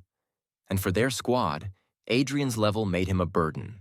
With one sharp shout, Howard silenced Mark, pointing out that the knight was talking complete nonsense. Embarrassed by such a pleasant attitude, Adrian accepted the invitation to join the squad and, trying not to pay attention to Mark, followed Howard, who led the squad straight to the moss forest. When the team finally entered the forest, the sky was covered by the crowns of mighty trees, whose trunks were intricately intertwined. As soon as they got deep enough, tree creatures began to emerge from the bushes, forcing the heroes to fight. Wanting to cover the combatants, Rebecca pulled the bowstring and aimed the flaming arrow towards the growling monsters. With one well-aimed shot, she hit one of the monsters, causing flames to immediately burst forth, engulfing its wooden body. And although the shot was accurate, and the flame clearly wounded the monster, it suddenly growled and extinguished it, turning to the one who had so suddenly carried out such a strong attack. The monster was already rushing straight at Rebecca, but Mark suddenly appeared between them, taking the monster's attack on his strong shield. Before Rebecca had time to prepare a new arrow, she noticed that Commander Howard was already preparing to shoot, calmly aiming at his enemy. The commander's no less accurate shot surprisingly caused much more damage, because upon impact the arrow suddenly exploded, showering not just one, but a group of tree monsters with bright flames. Deciding that the monsters were dead, Mark allowed himself to be distracted and turned to the commander to note how easily he dealt with the enemies. Thinking it was time for another cheeky comment, Mark turned to Adrian and once again noted that this task was too difficult for some F rank, which greatly offended Rebecca, who was standing nearby. The angry girl was indignant because the first arrow was fired from her bow, and she herself was only an F rank, which meant that Mark believed that she was not suitable for this task. But the guy protested, justifying himself by saying that he was only talking about Adrian. Dissatisfied with this attitude towards her comrade, Rebecca boldly put the knight in his place, noting that if he decides to continue to belittle Adrian, then next time let him think twice before speaking. At this time, the commander, who had not previously intervened in the squabble, suddenly turned around at the rustling in the bushes. Instantly assessing the situation, he shouted to his comrades, alerting them to the sudden ambush attack. Before she could dodge it, Rebecca barely noticed the sharp projectile flying towards her face and closed her eyes in panic. Without straining at all, Adrian intercepted the arrow with one deft movement and, clenching his fist, broke it into pieces, which surprised Rebecca quite a bit. Having thrown away the arrow fragments, the boy pointed towards the bushes from which the projectile had flown and shouted that that was where the attacker had been. The team's thief, named Gerald, instantly jumped onto the tree and rushed in the indicated direction right along the branches, promising to deal with the monster. In a couple of jumps, he caught up with the already fleeing tree monster with a bow in his hands and raised his blades to attack. It took him only a moment to cut the monster's entire body into pieces with a few attacks. The guy had already returned, landing springily on the clearing where the team was, and Rebecca at that time looked embarrassedly at Adrian, who was watching the thief's movements. The blushing girl looked away in embarrassment, thanking the guy for saving her, to which he smiled warmly, noting that they were, after all, one team. Mark, clearly angry, in a fit of jealousy towards the lovely archer, thought to himself that Adrian was surprisingly successful in finding ways to win the girl's favor. Having glanced at the knight without being noticed, Adrian looked away with a sigh, deciding to ignore him and thinking about everything that was happening to the forest. But there was clearly something wrong with him, and the guy felt it all too clearly. Adrian knew very well that the Stargate was not the only powerful spiritual force in this world, and that it was balanced by a powerful dark energy. He knew that the stronger the starlight, the greater the vibrations of darkness that awaken in living beings all that is most terrible and terrifying, turning them into monsters. And although the guy understood that because of this, there were more and more monsters in this forest, he was not interested in this at all, but in the fact that for this reason, among other things, more treasures appeared in the forest. Distracted from his thoughts, the guy turned his head and saw how the commander took out some kind of device with an antenna, obviously checking something. Having checked all the data, the man took out another device and installed it at the root of one of the trees, proudly telling the team that the last beacon had been installed, which meant that their task of exploring the forest had been completed perfectly. Realizing that they would now be heading back to the camp, Adrian even smiled, deciding to definitely secretly return here later alone in order to fulfill his own goals. However, here Mark spoke up, surprising the others by noting that he considered it inappropriate to return to the camp now. The guy reasonably noted that for a regular E-rank quest, they would receive too little to share the reward among everyone, and therefore he suggested moving a little deeper into the forest to find something more worthwhile. And although the commander was clearly not too pleased with such an initiative on the part of the impudent knight, he was forced to agree, realizing that his argument was quite weighty. In response to the question about objections, all members of the team, including a satisfied Mark, answered in unison that they did not dare disobey the commander. Apparently forgetting about Rebecca's warnings, Mark again allowed himself to make a sarcastic comment about Adrian's rank, suggesting that he leave the group since the task would become even more difficult for his level. In response, Adrian gave him a contemptuous look and a smile appeared on his face, because the guy understood that this arrogant knight would continue to try to find a reason to get rid of him. Still not having calmed down from the recent squabble, Rebecca again began to defend Adrian to Mark, claiming that his gold rank clearly proved his strength. However, now Commander Howard also expressed his opinion, interrupting Rebecca with regret in his voice and making it clear that this forest was indeed considered a very dangerous territory, and also that he was worried about their safety, and therefore considered Adrian's continued presence on the team reckless. Not expecting this from the commander, Rebecca was clearly at a loss, trying to find at least some argument in defense of her comrade, but there was only confusion in her eyes.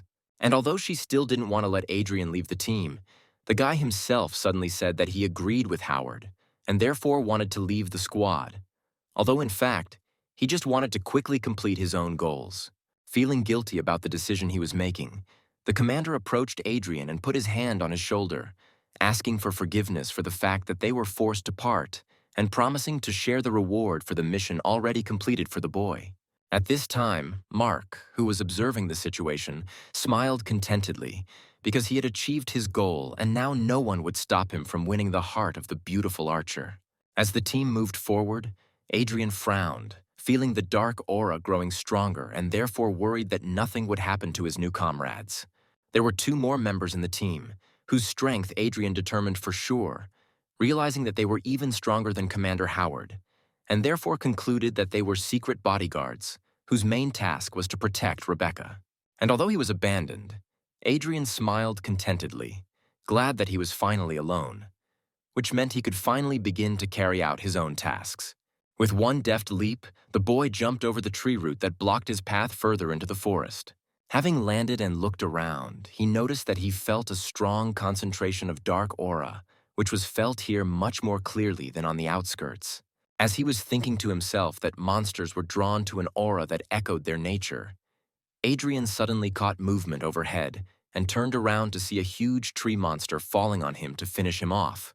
Using his archer's reflexes, Adrian easily spotted the attack and was ready to parry it. With a flick of his wrist, he used the blade fist skill to block the monster's attack. And just a moment later, he rushed forward and struck the monster, aiming at the body and wanting to cut it in two. However, although the blow was strong, it left only a large wound on the living tree, which greatly surprised Adrian himself. The monster swung again, wanting to finish off the intruder, and Adrian thought sadly that using a full 70% of his strength, he was only able to wound the monster. With a quick dash, the boy dodged the barrage of attacks intended to kill him and agreed with the thought that this would also be enough if he knew well who he was fighting. Standing firmly on both feet, Adrian snapped his fingers and used his mage abilities to instantly summon a small cloud of flame onto them. In one smooth motion, the boy pierced the cloud of flame with the blade fist, causing it to envelop his entire arm. And although the monster, having caught its breath, immediately rushed at the guy, he was ready to accept the attack and show something interesting. Rushing forward, the guy slipped under the enemy's blow and slashed his blade across the torso, causing the monster to immediately catch fire. Looking at the smoldering body of the already dead monster, Adrian allowed himself to relax a little and smiled at his own understanding that using his own ingenuity and knowing the weaknesses of the enemy, he could deal with any monster. And although he won this fight, the joy quickly faded, because Adrian realized that he spent much more spiritual energy on this fight than he wanted. Frowning, the guy summed up sadly that he should learn new skills as soon as possible, otherwise he wouldn't go far. Suddenly, a sphere of his soul flew out of his smoldering body, full of energy, which Adrian immediately noticed.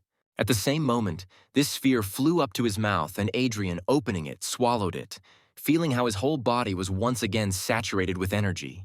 Adrian straightened up again and smiled, glad that he had received such a useful talent, allowing him to absorb the souls of defeated enemies, not only restoring the strength spent in battle, but also becoming even stronger.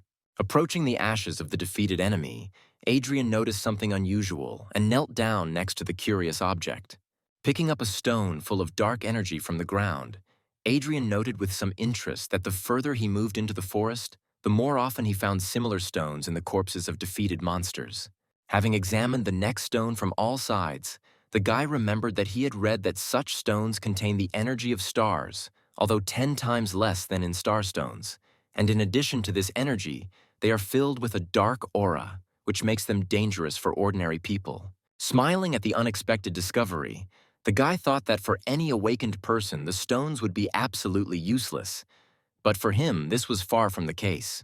Sitting in the lotus position, Adrian concentrated on the stone, and it floated in the air right above his palm, sparkling with the energy that overflowed it. As luck would have it, Adrian knew a special technique that allowed him to get rid of the dark aura inside the stone and cleanse the energy of the stars that the guy himself could absorb. And so he clenched his fist and smashed the stone into small pieces. While he was busy cleansing and absorbing energy, several more tree monsters were hiding in the bushes not far from him. Naturally, the archer's reflexes helped the guy spot them, and so, having quickly finished his ritual, he even smiled, realizing that he would now receive even more of the stones he needed. Standing up straight, he once again combined the blade fist technique and magic flame, preparing to take on even multiple enemies at once. If he had looked around, he would have seen that the monsters had truly surrounded him and were already about to feast on his flesh, but the guy was not going to give them that opportunity. Filled with a thirst for a good fight, the boy himself rushed into the attack, showering his enemies with a flurry of fiery blows that left horrific wounds on the tree monsters. Those who survived Adrian's attacks were no longer able to fight, but most were instantly covered in flames, devouring the monsters' wooden bodies in an instant. Adrian felt unrivaled as he recalled those exciting times when, as a god warrior, he had fought entire armies single-handedly. And the thought of this almost cost him his life, because in an instant he discovered that someone else's claws were a couple of centimeters from his face. Using all his reflexes, Adrian managed to dodge, causing the enemy attack to fly past. The flame around his hand died down, and Adrian found himself at a relatively safe distance from the monsters in a couple of jumps, realizing that he had forgotten himself too much in the heat of battle. And although he dealt with them well, it did not escape his notice that the monsters were becoming more and more numerous. However, Adrian was not going to give in so easily to some tree monsters, and so he summoned the souls of already fallen monsters in order to replenish his strength and rush into battle again. Having regained his energy, Adrian felt as if he had not been fighting for the last few minutes, but had been relaxing and resting, and therefore was full of strength to continue the fight. Dodging deadly attacks, the guy spun around in a fiery whirlwind, burning more and more monsters that were rushing towards him for their own death.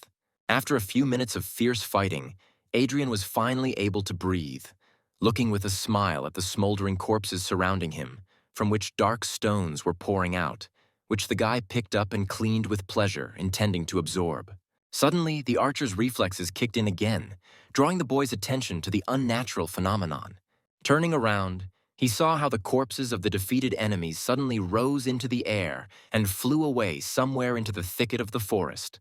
Frowning, Adrian voiced the thought out loud that everything that was happening in this forest seemed stranger and stranger to him. Looking around, the guy listened to the rustling of branches and leaves around him, expecting that something would jump out at him again. However, without waiting for danger, the guy straightened up and looked at the tree closest to him, which seemed to be moving. At the same moment he noticed this, the branches of this tree began to close around him with incredible speed, as if they wanted to squeeze him between themselves. Not wanting such a death for himself, the boy once again used the blade fist skill to defend himself from the sudden attack. The window created with the skill was just enough to dodge the attack, and so the branches only grabbed the stone next to which the guy was standing, crushing it into small stones. Jumping out of the tenacious grip, the guy noticed that the power of even an ordinary tree in this forest was simply amazing. And although just a few minutes ago Adrian had dealt with a whole group of tree creatures, now seeing a mighty living tree, he understood that he could not do anything to it, being only an F-rank warrior. Realizing the full extent of his own powerlessness before this terrifying creature, the guy admitted without a shadow of joy that he could only dodge in order not to be killed.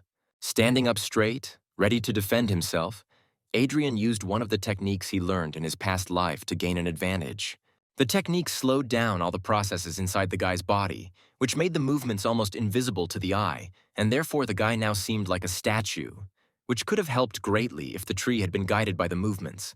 Deciding that due to the lack of eyes, the trees were detecting vibrations from movements when choosing a direction of attack, and therefore his plan worked perfectly. Being motionless, Adrian only moved his eyes, trying to find a way out of the difficult situation and at the same time reasoning that the forest had mutated too much due to the dark energy.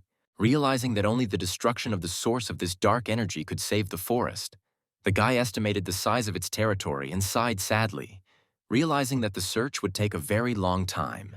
At one point, the archer's reflexes helped the guy notice another sharp movement of the branches, which suddenly rushed straight towards him, which Adrian did not expect at all. However, believing in his plan, the guy remained motionless, and the branches flew past him, clearly aiming at something else. A loud slashing sound echoed through the forest as branches rushed towards something humanoid, rapidly running away from danger. The small tree humanoid ran away in panic from the branches of a mighty tree that wanted to tear it to pieces. Adrian looked in the direction from which the sounds of destruction were coming and peered at the small silhouette, cowering in fear of death. Clutching his head, the baby tried to hide from the frightening branches, making plaintive sounds reminiscent of the crackling of bushes. Apparently, these sounds and the baby's trembling were clearly felt by the tree, and therefore the branches again rushed straight at him, wanting to tear him into small planks. A terrible cracking sound was heard throughout the forest as the branches slammed into their target. However, there was no small tree creature at the place of impact, because Adrian, having jumped up from his place, reached it in one jump and having picked it up, carried it away from the terrible tree. The branches scoured the area of the impact, wanting to find the baby's body and swallow it. But there was nothing there except for destroyed soil and stones. Opening his eyes, the little tree boy raised a pitiful and terribly frightened look at the one who saved him. Using the technique again, Adrian slowed his movements so as not to suddenly find himself under attack from the branches again, and the baby in his arms again began to chatter something in his tree language. Slowly lowering his gaze and making sure that the branches did not react to this, Adrian spoke quietly, noting that a large amount of stellar energy could be felt in the baby, untouched by the dark aura, and then asked if he understood his savior. Smiling rather sweetly, the baby began to chatter affirmatively and nodded his head, making it clear that he understood everything perfectly. Smiling, Adrian noticed that the rescued creature was quite smart, because it not only understood his speech, but even thanked him for saving it. Deciding to take a risk, the boy asked the kid directly if he knew where the source of the dark aura was in this forest, to which the creature nodded vigorously. Turning around, the little one pointed somewhere further into the forest, clearly wanting to help his savior. Delighted with an unexpected ally, the guy was honestly surprised that this kid not only knew where the source of the aura was, but also hurried him. Having looked around and realized that the branches of the living tree were quite far away, the guy gathered his strength and rushed forward in the direction where the tree crumb was pointing him. Somewhere in another part of the forest, several tree creatures were vigorously attacking a bulky shield protected by an unusual aura. Holding back the enemy's onslaught, Mark shouted to the commander that he was ready to maneuver. At the same moment, an arrow shrouded in the magician's flame flew towards him, which, flying past his shoulder, pierced one of the creatures and instantly exploded, without touching the knight covered by the shield. However, one of the creatures suddenly jumped out of the column of flame, unwounded by it, and rushed at the magician. And at that very moment, he was shot down in mid-flight by a well-aimed shot from a fiery arrow fired from Commander Gordon's bow. Turning to face the team, Mark noticed the commander's face, tense from sudden danger, having just saved the life of an ally. Relaxing, the knight approached Rebecca, who had been closely following the progress of the battle the entire time, and told her to be sure to remember how to properly deal with such monsters, not forgetting to note that without the burden of Adrian, they were moving much faster. Frowning in displeasure and still angry that Adrian had been kicked out on his initiative, Rebecca cast a displeased glance at the guy, wondering how he could act so arrogantly. And although she honestly tried to think about the enemies and the mission, her thoughts returned to Adrian again, and the girl thought with embarrassment that his powers were clearly much more powerful than he showed in teamwork. Suddenly, Gerald, looking somewhere towards the trees, called out to the commander, claiming that he felt that something was wrong. Turning to Howard, the thief pointed to the battlefield, where there were no bodies of slain monsters left. With a slight but obvious tremor in his voice, the guy, alerted, pointed out this fact to the commander. Gerald noticed some movement out of the corner of his eye and suggested that the forest was swallowing up the bodies of the monsters, and when he looked up, he saw that the branches of the huge trees surrounding them seemed to have come to life. Mark looked up in surprise and was stunned to see some branches rushing towards him with extraordinary speed. In an instant, strong and thick branches entwined the body of the knight, who screamed out pleas for help towards his commander. However, before anyone could react, the branches suddenly contracted, squeezing the body of the impudent knight, causing blood to spill out of his mouth, and Mark himself let out an inhuman cry full of pain. Commander Howard was about to rush to help his comrade, but he realized that he was too late, and so he took a step back, approaching his allies, clenching his jaw tensely. Clutching his bow tightly, he tried to understand what was going on around him as his team formed a defensive circle. Casting a sad glance at the dead Mark, Howard suddenly noticed how smaller branches were entwining his body from head to toe. The knight's body changed. His skin turned gray and his eyeballs turned black, and the corpse began to speak in a hoarse voice, turning towards his former comrades, threatening them with death for invading the territory of the dark forces. With pain in his eyes, Howard looked at what his comrade had become, regretting that he had not been able to save him, and summing up that the demonic tree had devoured Mark's soul and taken his body. Rebecca panicked and asked how it was possible that an E-rank tree could kill an awakened of the same level so easily, but the demonic knight had already rushed to attack his former comrades. Understanding that it was no longer Mark in front of him, Commander Howard pulled the bowstring and aimed a flaming arrow at the monster, intending to end its life this time forever. The arrow flew at incredible speed straight toward the monster, ready to burn it to the ground. However, the monster, using the wooden branches that had become intertwined with him, managed to intercept the arrow and laughed with a demonic smile at the commander's pathetic attempt to finish off his former comrade. Howard froze in shock, unable to understand how his most powerful attack, which had so easily dealt with the wooden monsters, did not cause any damage now. And the demon, at this time taking advantage of the squad leader's confusion, rushed into the attack, ready to kill not only Howard, but the entire squad. For the first time in a long time, Commander Howard truly felt fear, taking his breath away and freezing his body, so he didn't even hear Rebecca screaming at him to get away. Frozen in place, the man only had time to think about dodging, but was unable to move a single muscle. And although Howard could not defend himself in any way, the monster was suddenly blown away from the man by a blade-like gust of wind, summoned from somewhere near Rebecca. Covering itself with its mangled hands, the monster jumped back a few steps, never reaching the commander with its razor-sharp claws. At the same moment as the blow reached the monster, the commander was picked up in one jump and carried even further away from the monster by Gerald, who suddenly appeared nearby. Leaving the commander in safety, the guy straightened up and approached the one who had caused that gust of wind of incredible strength. And Howard himself, realizing that the spell of the gust of wind belonged to the D rank, asked if their comrades belonged to that very rank. All this time, the mage named Matthew, who had been helping only with low-ranking spells, threw back his hood and admitted with a sigh that he hadn't wanted him and Gerald to be discovered so easily. Rebecca, who had begun to guess what was happening, looked at the thief and the magician, wanting to ask the question that had suddenly appeared in her head. But Matthew interrupted her. With a quick glance of his golden eyes at the girl, the man confirmed her unspoken guess, saying that they were sent by Rebecca's family in order to protect her. The archer's gaze clearly showed pain, which arose from the realization that even her own family did not believe in her powers. Realizing that now was not the time for conversation, Gerald rushed into battle, assuring his ward that everything would be fine and entrusting cover to his faithful companion the mage, who was already casting a new spell. At the same moment as the thief's blades clashed with the monster's now incredibly powerful arms, the mage finished casting his spell and another windy attack struck the enemy, causing the sound of an explosion to resound throughout the forest. Even despite the teamwork of the powerful tandem of the D-rank mage and thief, who were covered by two archers, the monster skillfully fought 1 against 4, which caused great bewilderment to Gerald, who was starting to run out of steam. The exhausted archers were breathing heavily. Matthew was clutching his wounded side, and Gerald was clutching his blades with his already very sore hands, not intending to give up.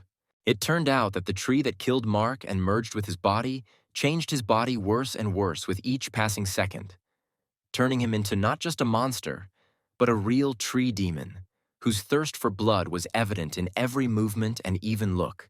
Even the unwounded monster suddenly roared, and its already powerful body became much stronger in appearance than it had been. Realizing that the battle was going against the team, Matthew made a difficult decision, intending to protect Rebecca at all costs, and therefore, folding his hand into an unusual symbol, the man began to use a new spell and asked Rebecca to run when it was ready. Looking around at her exhausted team, Rebecca, who was also quite tired, tried to disagree, realizing that without her, the squad's remaining chances of survival would be completely lost. At the same moment when she tried to voice the reason for her refusal, Matthew used a spell, causing 2 gusts of wind of incredible strength to cut through the huge roots in their path and rushed towards the girl. And as soon as the magical wind reached the archer, it suddenly began to spin, gently picking her up and lifting her into the air, dragging her somewhere deep into the forest away from the battle. The girl, who had fallen to her knees far from the battlefield, raised her head, shocked that she had been treated like this, and although she wanted to return as quickly as possible, a sudden crunch of branches from the side made her turn her head towards the bushes from which other monsters were running towards her. Realizing that she couldn't cope alone, Rebecca took one last sad look at the battlefield and, turning sharply, ran as far as possible from the monsters attacking her. But even though she was far away from the most terrifying monster, her strength began to leave her, causing the archer to panic, realizing that she was about to fall. Realizing that she couldn't escape, the girl turned around to make a last desperate attempt to defend herself. But before her eyes, another monster was already rushing at her, baring its sharp claws and preparing to tear the fragile archer to pieces.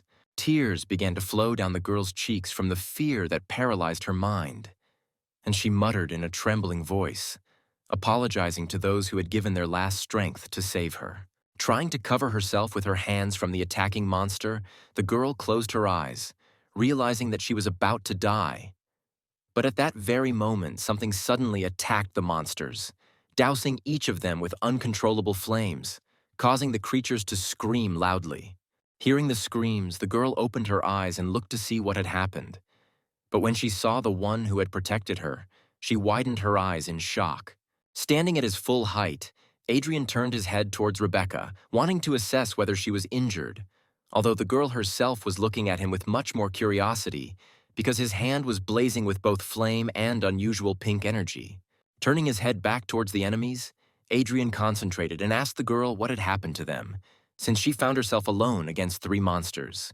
The girl, amazed by the sight, looked at Adrian without looking away, and instead of answering, she only asked in a trembling voice how he was able to so easily deal with 3 E-rank monsters on his own.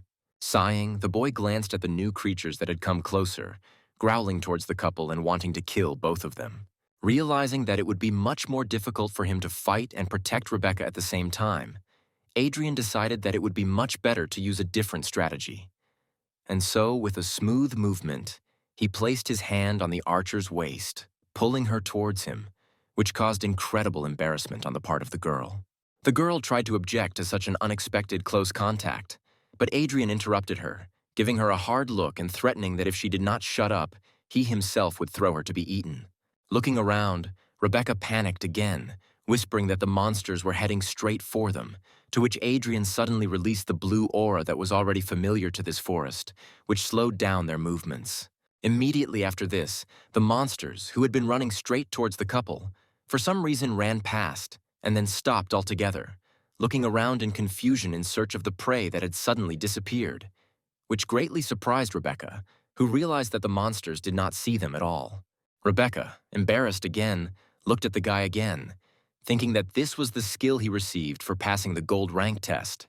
And although Adrian tried to concentrate on the enemies, he couldn't help but notice that the girl for some reason pressed herself even closer to him, which greatly embarrassed the guy. Eventually, when the monsters had dispersed, Adrian led Rebecca somewhere deep into the forest, where they found a safe enough place for them to rest. Sitting down under the roots of a large but lifeless tree, Adrian sighed, leaning back on the roots, and again asked what had happened to the squad. Having scorched the girl with a stern look, he asked directly how she could have gotten lost alone in the forest if there were 2 awakened D-ranks in their team. Rebecca, who had been confused until then, opened her eyes in surprise because she had not expected that Adrian was so strong that he could easily understand the level of strength of those about whom she herself knew nothing. Shaking her head and throwing out her embarrassment in front of the guy who saved her, the girl indignantly asked how he knew that their comrades were of higher rank. The guy, who did not give in to pressure, said directly that he had eyes, and he simply could not help but notice this fact. Without taking his stern gaze off Rebecca, the guy said that they weren't even particularly hiding, because even before the guy left, they had boldly used their abilities, and the archer simply hadn't noticed. The guy harshly scolded the girl because she is a gold rank archer, which means she should have noticed it herself. But Rebecca turned out to be so inept that she missed simple information that was right under her nose. Hugging her knees and closing her eyes, the girl sobbed, agreeing with the guy's words in a trembling voice and confirming that she was weak. Because if she were stronger, she would not be a burden to her comrades. Even seeing how upset the girl was, Adrian did not allow himself to show pity, and still looking sternly at her with his green eyes, the guy harshly noted that tears would not help the matter, and instead, it would be better if she finally told him what happened. For a couple more seconds, the archer couldn't control her tears, and when she finally came to her senses a little, she spoke, telling Adrian about everything that had happened to them. Having listened to her to the end without interrupting, the guy nodded, thinking about everything he had heard and collecting his thoughts. Wiping away her tears, the girl told Adrian that his movement-slowing skills were incredibly useful against these monsters, and therefore they should quickly go to the camp so that with his help, stronger comrades could save their squad. The guy looked up and looked at her as if she had said the stupidest thing in history, and then asked her point blank if she seriously thought the commander and the others would need help if they went for reinforcements. And although he said that even an awakened E rank could handle it if he approached it correctly, he had to admit to himself that an unprepared team with only 2 awakened D ranks would hardly survive a direct confrontation with the Black Tree. Rebecca regretfully admitted that after the tree killed Mark and took over his body, even the well-coordinated tandem of 2 awakened D ranks was useless. Finally, having received all the necessary information, the guy put his hands on the ground and stood up, finally getting ready to get down to business. Turning to Rebecca, who was still sitting on the ground, Adrian called her to follow him, asking her to take him to where the battle was so that they could provide support to the squad. At this time, on the battlefield, gusts of wind swirling into a whirlwind cut through the air around them. Mark, now a demonic beast, rained down a barrage of incredible attacks on the magical barrier, wanting to get to what it was covering. The wounded Matthew, whose face was covered in bruises, held his hand in front of him and looked forward firmly, maintaining the spell with the last of his strength, because he understood that if the wind weakened, because of which both the magician himself and his unconscious comrades would be instantly killed. At this time, Adrian, holding Rebecca in his arms, landed on a branch nearby and looked around the battlefield, where the demon was still attacking the vortex defense. Surrounded by an aura that slowed their movements, they looked around the battlefield, realizing that the situation was dire, and Rebecca decided to ask Adrian if he had any plan. The girl was firmly convinced that Adrian would be able to deal with this monster, but the guy interrupted her and, throwing a sad look, confidently said that he could not cope on his own. But Rebecca could. Remembering how the last battle ended, the archer was surprised by Adrian's statement, because she doubted that she could even cope with simple tree monsters, let alone this demon. Looking sternly into her eyes again, the boy directly said that she should learn to use her gift received from the gold rank test as soon as possible. In a harsh voice, the boy mentioned that she had never used a single skill yet, which made him doubt whether she deserved her gold rank.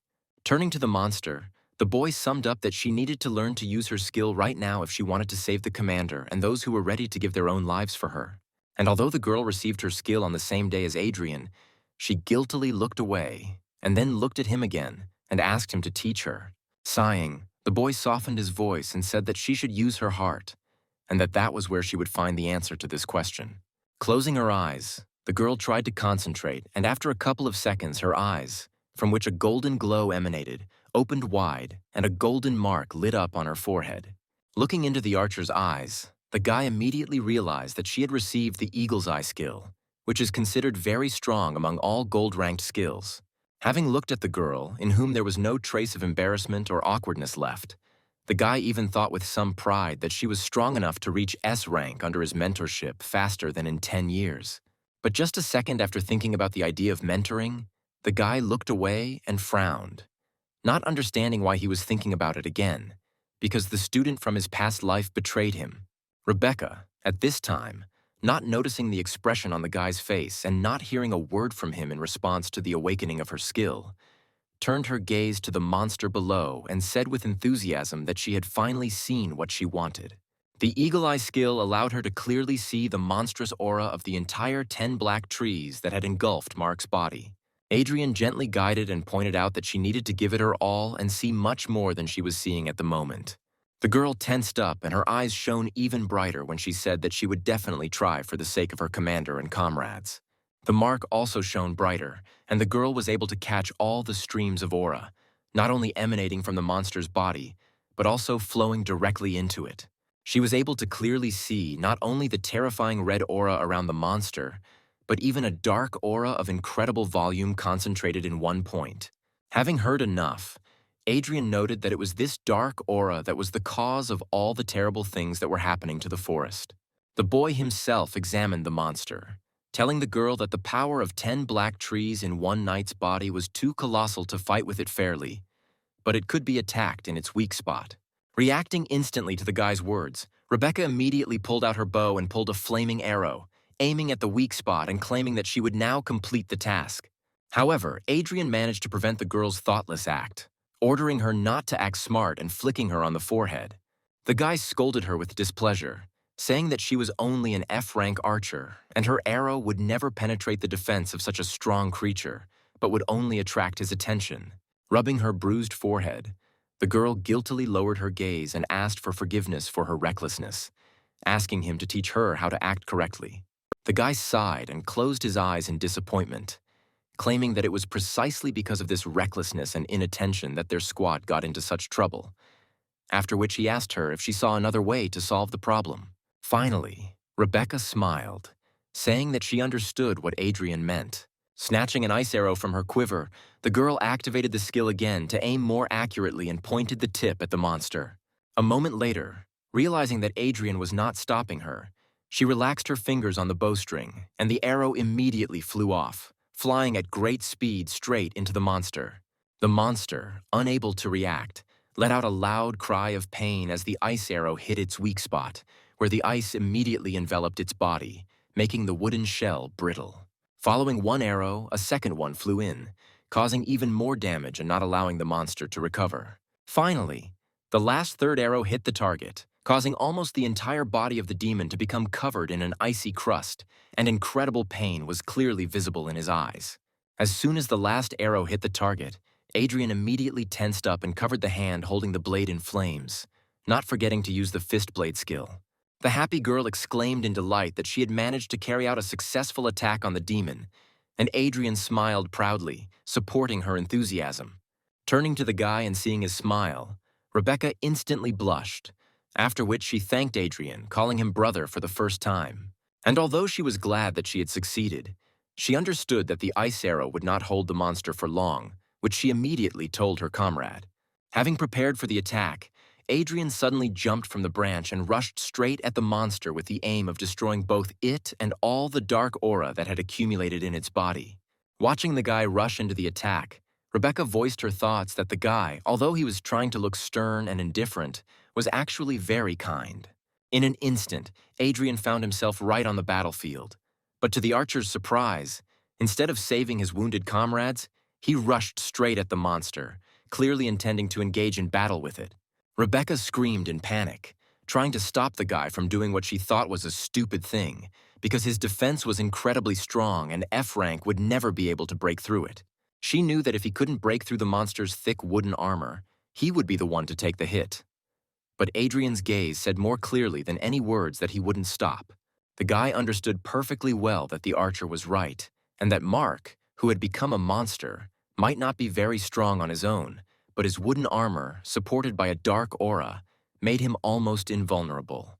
However, Adrian took all these details into account and had a plan to fight this monster, and so his hand caught fire again. Realizing that the ice arrows had made the monster's shell fragile, the boy lit his other hand as well, much stronger than before. With both fists, Adrian struck straight at the monster's open weak spot, covered in ice so thick that the boy would be able to break through such a strong defense. The sudden change in temperature intensified the blow even more, causing the monster to scream in incredible pain. When Adrian suddenly pulled his fists out of the monster's body, The two elements reacted so violently that a huge column of flame burst out of the demon's body. Even though Rebecca had watched the entire battle, she admired Adrian for breaking through the monster's defense, but she couldn't understand how he had done it. Taking a closer look at the monster with her skill, Rebecca saw a purple dark core suddenly emerge from the monster's belly, which she guessed was the source of the dark aura. Without stopping his movement, Adrian took out his blade and surrounded it with flames along with the energy of his blade fist to perform the final destructive attack. Rushing towards the enemy, the guy cut his body with several powerful blows right in the place where the core affected by the dark aura was located. Looking at the place of impact, the guy noticed with satisfaction that the core had split into several pieces. At the same moment, the wooden shell of the monster began to split and fall to the ground, releasing Mark's body outside. It turned out that Mark did not die in that attack of the tree, and all this time was inside the tree shell, being alive. And now, having climbed out, exhausted, he muttered something unintelligible. When his gaze focused, he saw Adrian in front of him and immediately shouted at him in rage, calling him a real bastard. Casting a look of contempt at the boy, Adrian smirked and responded insolently, calling the knight a brat who couldn't resist the darkness. Without pitying the boy, Adrian sternly noted that knights, due to their powerful will, have an advantage against the forces of evil and should be the least prone to the influence of monsters. But the black trees were able to take advantage of Mark due to spiritual weakness. Pressing his hand to his aching head, Mark gave the boy a tired but still angry look as memories suddenly began to appear in his head one after another, revealing to him the whole truth about what had happened to him. Having considered his guesses and the actual events, the guy decided that Adrian had set everything up in revenge for being expelled from the group, and so, in a fit of anger, he rushed at the guy.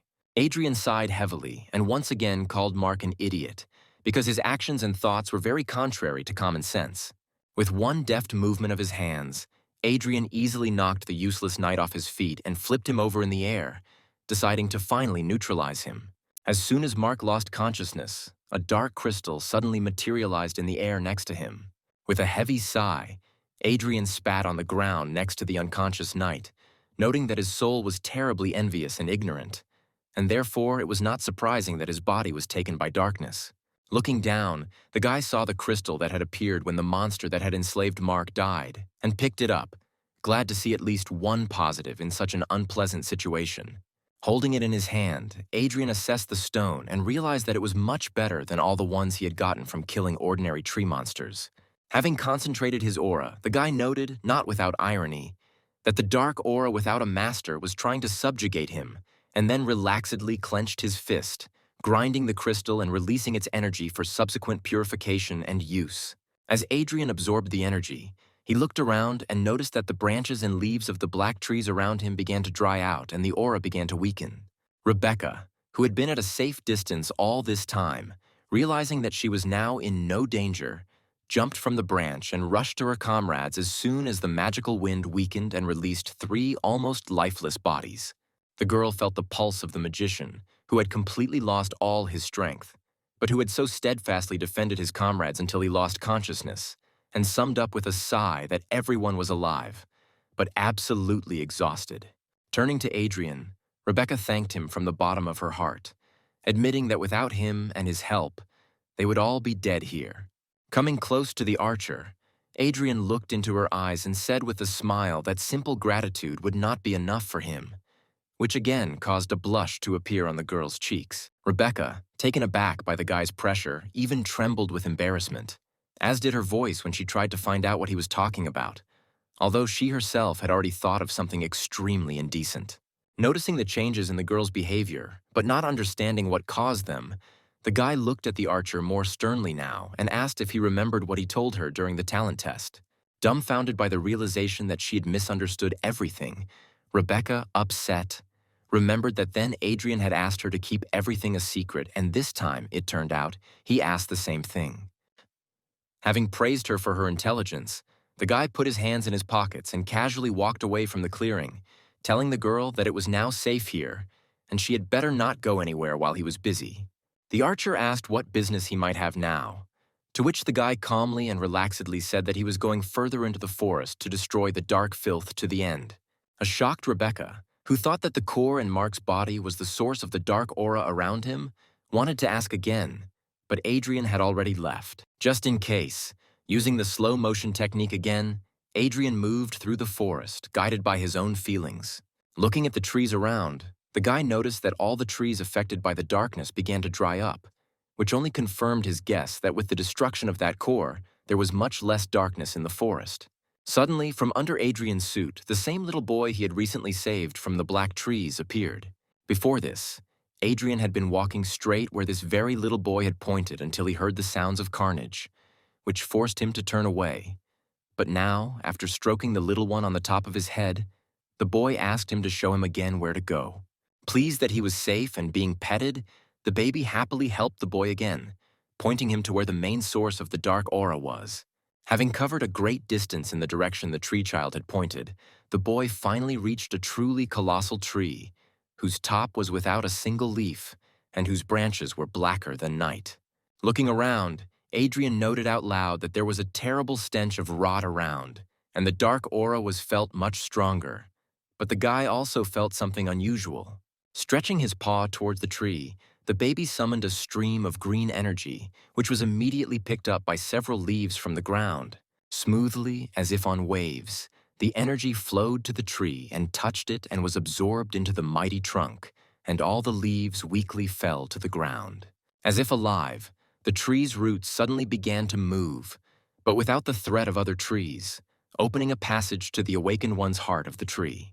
Glad to have such a useful little fellow as an ally, Adrian smiled and moved inside the tree, noting that without him he would never have been able to get here. When the boy entered, the roots began to move again, this time closing the passage, and Adrian asked the little one if this was where he himself had appeared. The guy reinforced his question with stroking, and the baby in response again chattered something in his own language, unfortunately incomprehensible to Adrian. Adrian, in turn, having decided that this was an affirmative answer, wondered how such a sweet and kind creature could appear from a place struck by a dark aura. Having moved inside the tree for quite a long time, Adrian suddenly thought that during the entire journey he had not felt a single monster. Finally, the guy noticed something that looked like an exit from a long wooden tunnel stretching forward and hurried there, wanting to finish this matter as soon as possible. However, when Adrian approached the exit of the tunnel, what he saw was too much of a surprise for him. Inside the tree, there was something that looked very much like a human settlement. But this village was abandoned and there were no signs of life around. And although the creation was clearly man-made, Adrian noted that for a human, this village looked quite unusual, and he also doubted that it was the source of erosion, because he did not feel any dark energy around the settlement. However, having gone deeper into the settlement, the guy suddenly noticed an unusual aura, which by its very appearance evoked a feeling of danger. Having decided to investigate the discovered phenomenon, the guy used one of his techniques to properly examine the surrounding space in the manner of anomalies. Waves of energy spread out from him along the walls and the ground, and then returned, revealing to the guy more and more clear information about the energy surrounding this place. At one point, Adrian turned sharply in the direction from which one of the waves brought a feeling of strong, dark energy that would cause great fear in any other person. Looking sullenly into the bushes, from where shining red eyes full of rage were looking at him, the guy admitted that this aura was too powerful, and he would not be able to cope with it, even if he was an F rank. The guy thought sadly that he was literally just a little bit short of rank increase, and then he remembered that he had saved one of the especially strong crystals of dark energy and decided to use it, hoping that this stone would be enough to increase the rank. The only thing the guy doubted was that he would be able to absorb such a large amount of energy at once. But suddenly, a tree baby crawled out from under the suit and attracted Adrian's attention. Looking at the little one, Adrian noticed that he was saying something in his own language, pointing somewhere to the side and asked if he wanted them to go there. The kid nodded vigorously, and his expression showed some alarm, which made the boy wonder if his little friend felt the same terrifying aura that he himself felt. Throwing these thoughts aside and not taking his eyes off the terrifying aura, Adrian agreed with the baby, deciding once again to go where he pointed. Walking a little further into the village, bypassing the place from which the terrifying aura was felt, Adrian suddenly came out of the cave where the settlement began and saw a small tree standing close to a flimsy fence. Boldly jumping from the boy's arms, the baby approached the small tree, looking at it with care and affection, and touched its trunk. again causing smooth streams of green energy to merge with the internal energy of the tree. Flowing inside the tree, the energy reached the branches and divided into several streams, which, having been released outside, transformed into spheres floating in the air with images that turned out to be the memories of the Ents. Looking into the spheres, the boy saw in them how life in this village had been in full swing in the past. Adrian saw a peaceful colony of Ents, whose faces were framed by smiles, and realized that it was they who built this small settlement. The boy saw how these creatures cared for nature and coexisted with it in peace and order, and therefore did not understand what could have happened that now this forest is in such decline.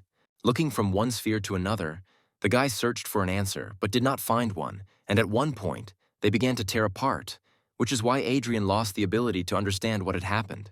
Hearing the little boy calling him, the boy was distracted from his thoughts and dropped to one knee to understand what the little boy was telling him.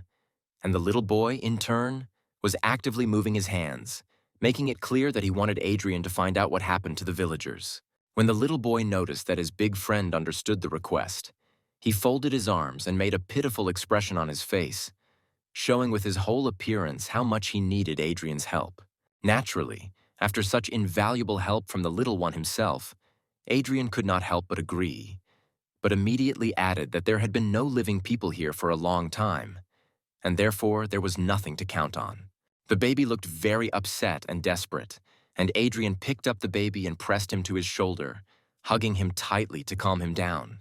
Satisfied that the baby was holding on tightly, Adrian jumped over the fence, expressing aloud the hope that the villagers remained alive. However, what he saw left him speechless, as any hopes for an optimal outcome instantly evaporated. There were bodies of slain Ents lying all around, each of them killed with varying degrees of brutality, but most had in common that they had been torn apart, causing the ground to be littered with splinters. As soon as the baby saw such a horrific picture, tears and hysteria immediately burst out, because the little one lost all his relatives on this land that smelled of death.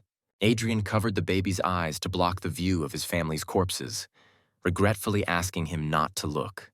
Realizing that he couldn't leave the little Ents family members like this, Adrian spent a lot of time burying each of them, and then patiently and pitifully waited for the baby to be able to say goodbye. Looking sadly at the baby, the guy thought that he would not calm down soon because he was still just a child, and such a trauma was too much for him now. Finally, the boy sighed and turned away, deciding that it was better to leave the baby alone now and he himself would go and destroy what had caused such tragic events. However, as soon as he turned around, the little one jumped onto his shoulder with a furious expression on his face, which greatly surprised the guy. Looking at the baby, Adrian saw in his eyes a warrior's determination and a strong thirst for revenge for his relatives.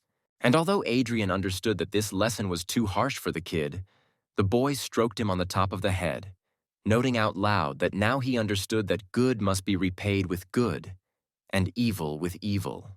Returning, Adrian stopped when he felt the dark aura of death again, and suggested that the baby look around as if something unusual was happening.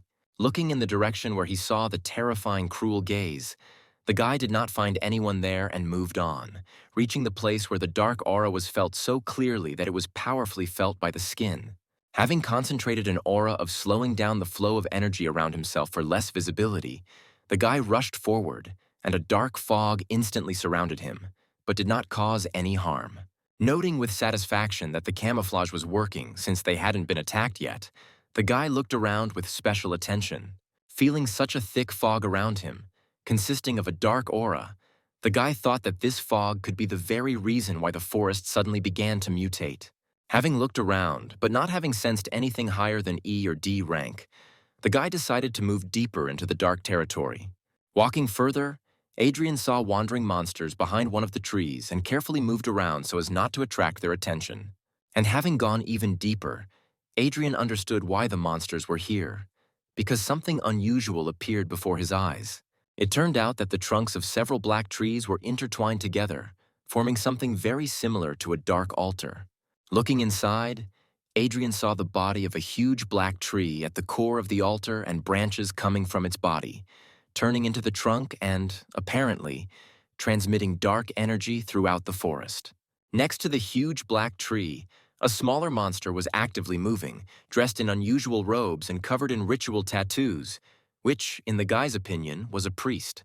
Hiding behind cover so as not to be noticed, the boy watched what was happening as carefully as he could, wondering what was happening, but guessing that the priest wanted to absorb the dark energy of the huge black tree. Standing proudly next to the huge ent, the priest cried out that he needed a sacrifice in order to absorb its power and finally become the king of the moss forest. Staring at what was happening in amazement, the baby quietly chattered something in his own language and did not notice how his body suddenly began to glow, because his aura began to resist the dark energy surrounding him. Feeling this, the huge ent suddenly began to move and thundered something, which attracted the attention of the crazy priest.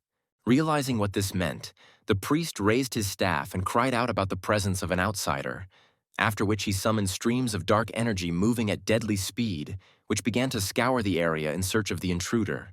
And when they discovered him, they rushed towards Adrian, intending to capture him at the behest of their master and maybe even kill him.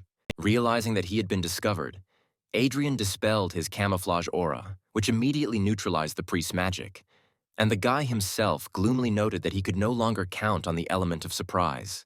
The demon priest looked at the boy with hatred and shouted loudly that anyone who interfered with his ascension must be immediately destroyed, be it people or forest spirits. After one of his commands, a whole crowd of monsters rushed at Adrian with loud screams, wanting to please their master and deal with the offender. Realizing that there was no time to waste, the guy took a fighting stance and used a flaming fist blade to quickly deal with the monsters that were interfering with him. Rushing into battle, the boy tried to keep his eyes on the priest and at the same time not lose concentration from the battle, successfully destroying every monster that was stupid enough to come within striking distance. Despite the fact that there were really a lot of enemies, the guy successfully broke through the crowd, destroying the monsters one after another in incredible combat pirouettes. And although Adrian successfully fought against these monsters, he understood that very soon his strength would begin to leave him, and any confusion could cost him his life. It was for this reason that the boy once again focused on the priest, who was shouting out instructions to his demonic ears. Remembering the old saying that if you want to kill a monster, cut off its head, the boy rushed straight towards the priest in one powerful leap, intending to finish him off with one concentrated blow. Knowing the weaknesses of different classes of creatures very well, Adrian understood that it would not be difficult to deal with the magician in close combat, and therefore rushed towards the monster even faster. Trying to get even closer, the guy suddenly noticed that the priest was not casting a spell, trying to protect himself, but was doing something that was not usually typical for magicians. Instead of using spells, the sorcerer swung his staff as if he was going to hit the guy on the head, which even confused him. Adrian was already so close that he didn't want to dodge and waste time just to reach it.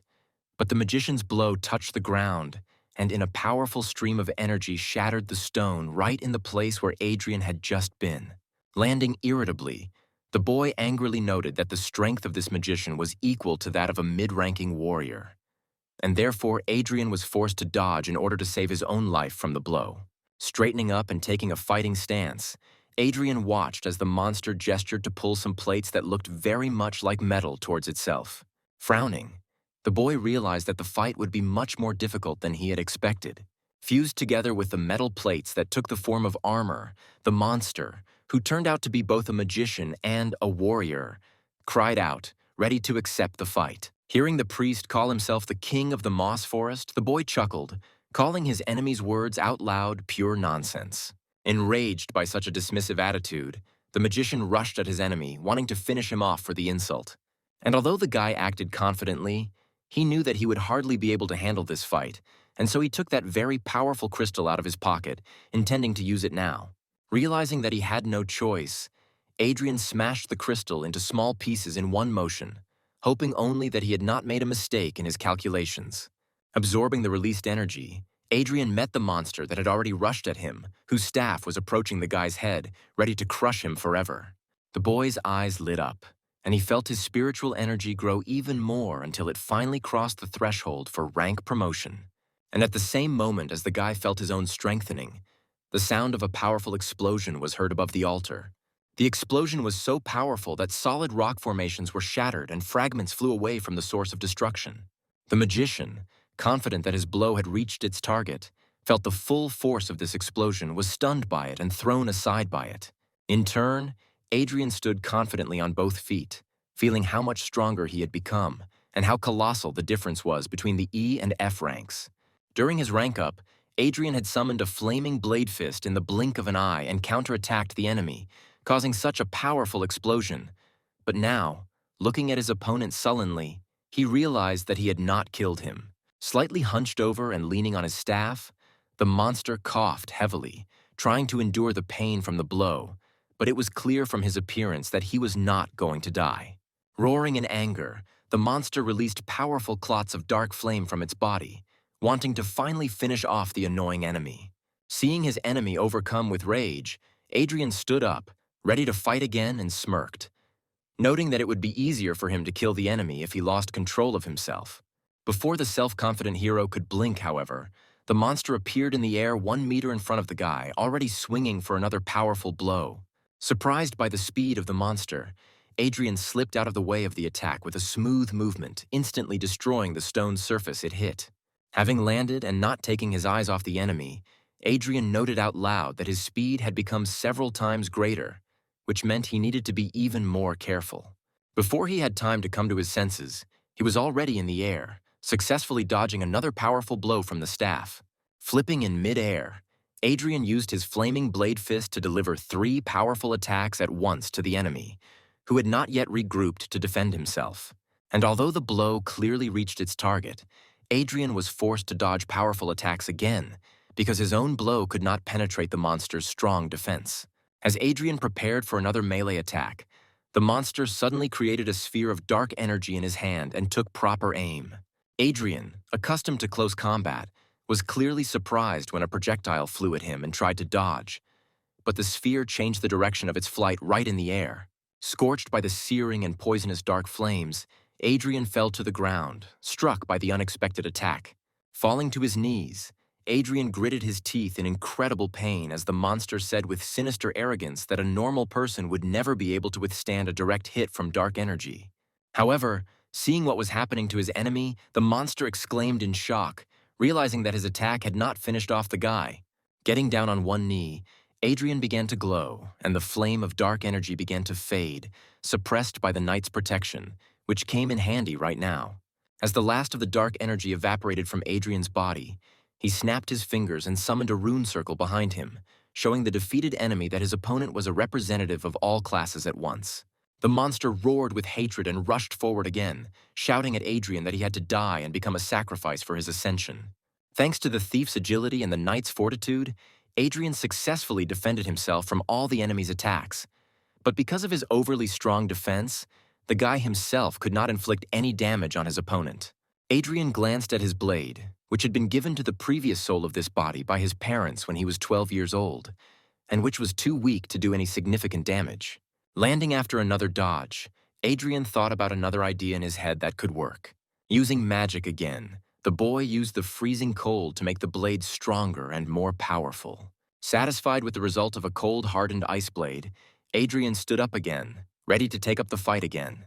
Using the fist blade skill on both hands, Adrian ignited one fist and cooled the blade even more, preparing to use his entire arsenal to deal with the monster. Continuing to advance, the monster swung its staff in a bizarre trajectory, growing increasingly angry at its opponent's survivability.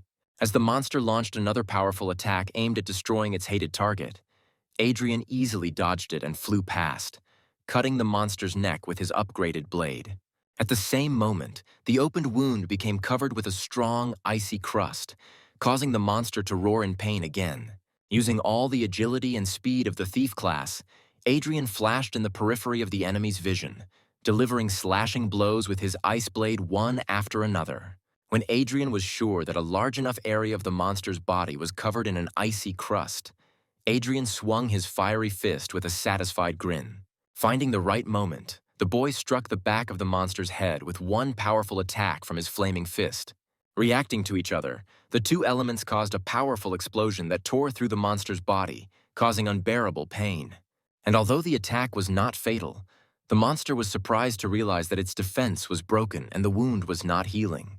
Having grabbed the blade more comfortably and grinned maliciously, Adrian summed up that now the fight would go much easier, and it was only a matter of time before he would finish off the hapless king of the forest.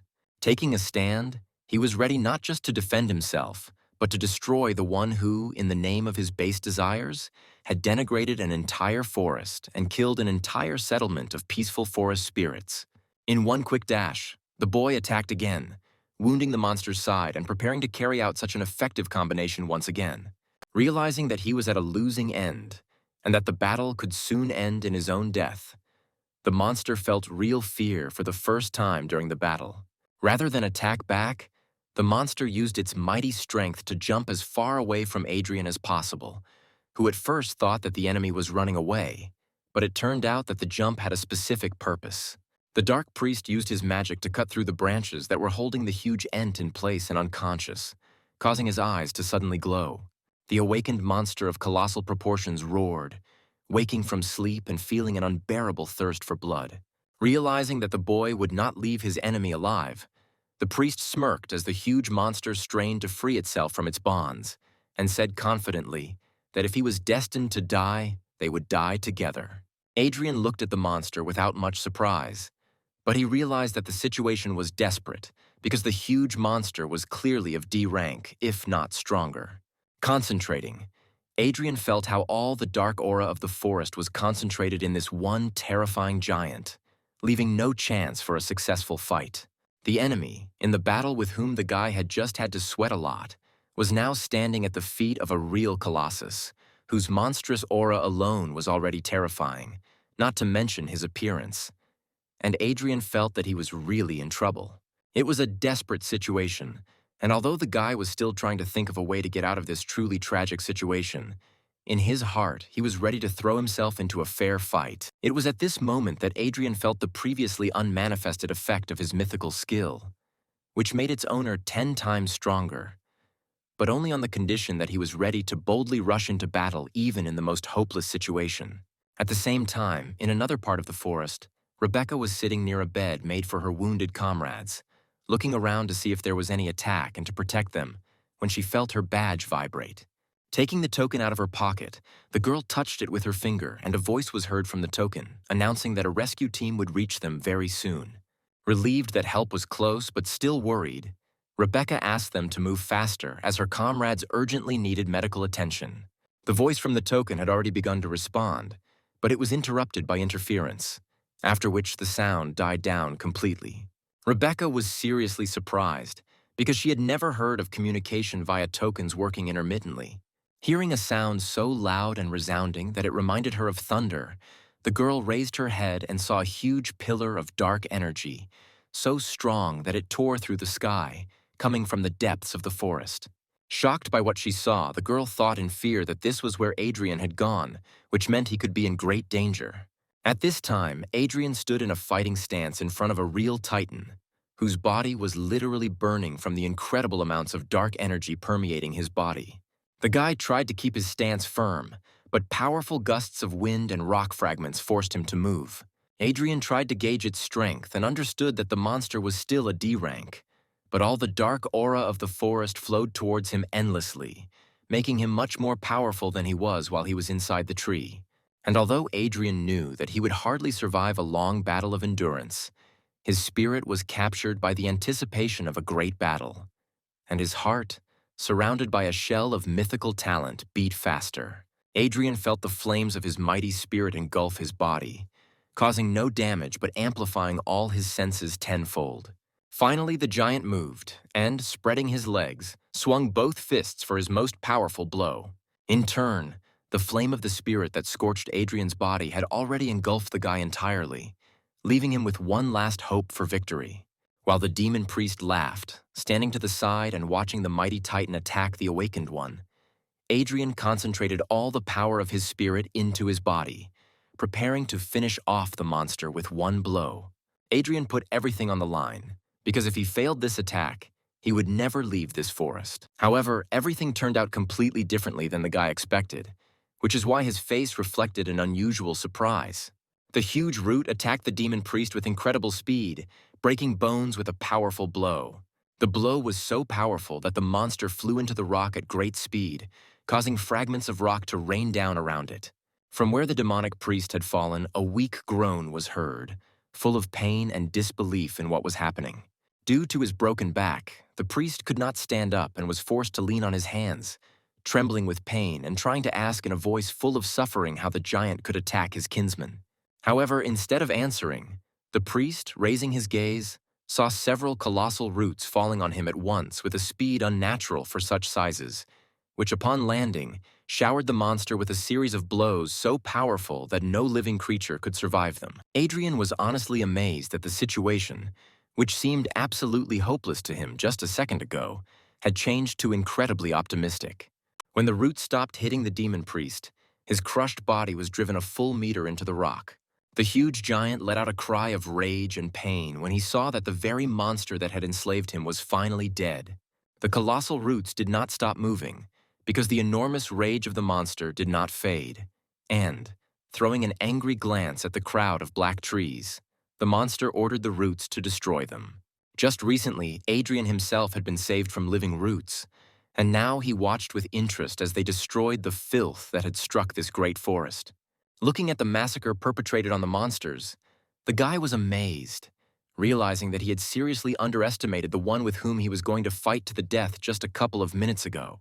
Turning to face the giant, Adrian saw the giant take a step towards him and tensed, once again assuming a fighting stance, ready to fight. The spirit flame supported by the mythic rank skill once again engulfed Adrian's body, ready to take on the fight even after seeing the unstoppable power of this mighty forest spirit.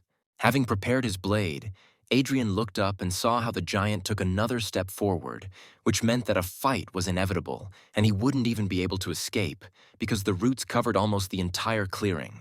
At the same moment when Adrian was ready to fight, a tree baby jumped from under his suit and right onto his head, who, looking sternly at the giant, aggressively chattered something in his language, spreading his paws as if he was protecting the guy with his body. The green energy of the forest spirit lit up in the baby's eyes, just like the time he connected his soul with the energy flowing in the small tree near the fence.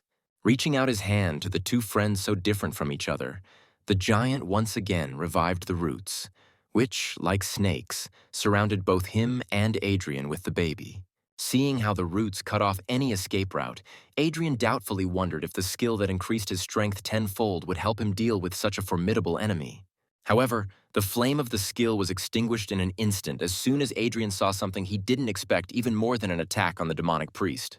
Stretching his arms out to the sides, the giant pierced his own body with huge living roots, which incredibly surprised the one who, just a few minutes ago, was ready to fight the Colossus to the death.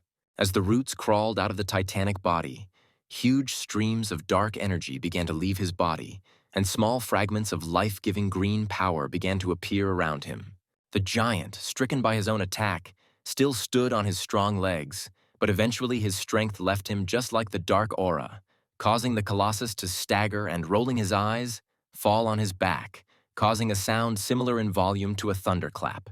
The streams of green energy around the giant transformed into the very same spheres of memories that the little tree had recently evoked when touching its tree. Looking into these spheres, Adrian finally learned how the filth had conquered this mighty forest, namely under the influence of that very demonic priest who had brought the dark spirits whose madness had struck the nature around. Having appeared with them in the settlement of peaceful Ents, the priest demanded that they give him their shrine, around which the settlement was built. He offered the spirits to join him in exchange for life, but the proud tree spirits responded with a menacing refusal, ready to fight for their home, family, and shrine. And although they fought with all their might, the chances were clearly not on the side of the good spirits, and therefore one of them, having found a soul that was supposed to turn into a new tree spirit, instilled it in a small tree in the hope that at least it would survive this attack. Having hidden the baby's soul, the Ent desperately rushed into battle, but after a few moments the black spirit pierced his body with its spear at the command of the demonic priest. Adrian watched with pity as the peaceful tree spirits were exterminated, realizing that it was because of this tree spirit that sacrificed itself that the baby survived the attack. Seeing what had happened, the little tree creature, who just a minute ago had been filled with the determination to protect his human comrade, began to cry bitterly. However, suddenly, from the energy of the sphere of memories, the spirit of the very same Ent who saved the baby's soul materialized, and stroking the baby on the top of his head, with a warm smile asked him not to cry and to look into the future with a smile. Turning to Adrian, the spirit smiled, but the boy saw sadness in his eyes when he asked him not to abandon the baby and to treat him with kindness. In response to the last will of the forest spirit, Adrian bowed to him, saying out loud that even though they were not people, the guy respected their dedication and courage with which they fought for their forest. While the baby was crying on top of his head, Adrian straightened up and said with all his pride that he would definitely take care of the little tree. Having heard what he so wanted to hear before his death, the spirit smiled joyfully, and a moment later his soul melted into thin air. Realizing that the dark aura no longer affected the forest, Adrian helped the tree child bury the last and bravest forest spirit. From the moment the picture of his relative's death opened before their eyes, the forest baby did not stop crying. And now he stood in front of the grave, wiping tears from his cheeks. In turn, Adrian, trying to cope with regret, turned his gaze to the sanctuary, cleansed of filth, which now looked as if it was the center of all the life force of the moss forest. Approaching the place where the demonic priest was driven into the ground by several powerful roots, Adrian noted out loud that he was not surprised by the fact that it was here that the dark energy was able to gain influence over the entire forest. Having pulled out the completely broken body of the demonic priest, Adrian noticed something very interesting with curiosity. Adrian managed to remove the helmet, bracers, and armor of the demon priest, which survived without a single scratch and could still be used in the future. Looking at the staff that the magician wielded so skillfully, Adrian thought that he himself did not need this staff, but it could be safely sold on the black market. The only problem the guy faces is the fact that he simply can't carry it all in one hand. After examining the priest once more in case he had missed something, Adrian noted with surprise that he had completely overlooked the last incredibly useful item. Noticing with satisfaction that this item would perfectly solve the problem that had arisen, Adrian picked up the priest's bandage, which conveniently contained a spatial pocket. Smiling contentedly and remembering all the items he took from the priest, Adrian placed them all inside the spatial pocket, thinking that the incredibly useful item he received was the 10 dark stones, which would help him further increase his strength. However, the most useful thing, without a doubt, was the spatial pocket itself, which you can keep for yourself and store a lot of useful items in it. The only thing that confused Adrian was that the spatial pocket was a rather rare artifact that even C-rank heroes could rarely afford, and therefore it was surprising that some demonic priest of only D rank had it. Throwing aside serious thoughts, the guy shook his head and allowed himself to relax, because just recently he thought that death awaited him, and therefore he could think about something less important, such as the fact that the bandage looked incredibly unimportant, and it would definitely need to be dealt with later. Finally, a tree baby approached Adrian, sadly hanging his head, and the guy asked him if he had said goodbye to his family. Nodding affirmatively, the forest baby jumped onto Adrian's shoulder, who smiled at the baby's willingness to move on. Having stroked the baby on the head, Adrian told him with affection in his voice that he would definitely take care of him and teach him everything that he himself knew. At the same time, Rebecca's connection was established, and a voice was heard from the token, indicating that somewhere in the forest, D-rank energy was detected, which could be very dangerous. Looking worriedly into the depths of the forest, the girl thought that Adrian had left for quite some time and still had not returned, which made the archer very worried. However, at that very moment, as if in response to her thoughts, something flashed between the trees, moving in her direction at incredible speed. Calling Adrian brother again, the girl was noticeably happy when she realized that her worries were in vain, and the boy returned without a single scratch. Blushing in front of the guy, to whom the girl had obvious interest, the girl informed him that a D-rank mutation had been spotted in the forest, to which Adrian only smiled calmly. Without thinking about the mutations, Adrian was more interested in how soon the evacuation team would arrive. Sitting down next to the sleeping squad, Adrian asked Rebecca not to forget the promise she made to him. After making sure that the girl nodded in agreement, the guy lay down next to the others, relaxed his body, and closed his eyes. Rebecca's gaze became a little worried again, and then with a sigh, she finally realized that he was trying to pretend that he had lost consciousness.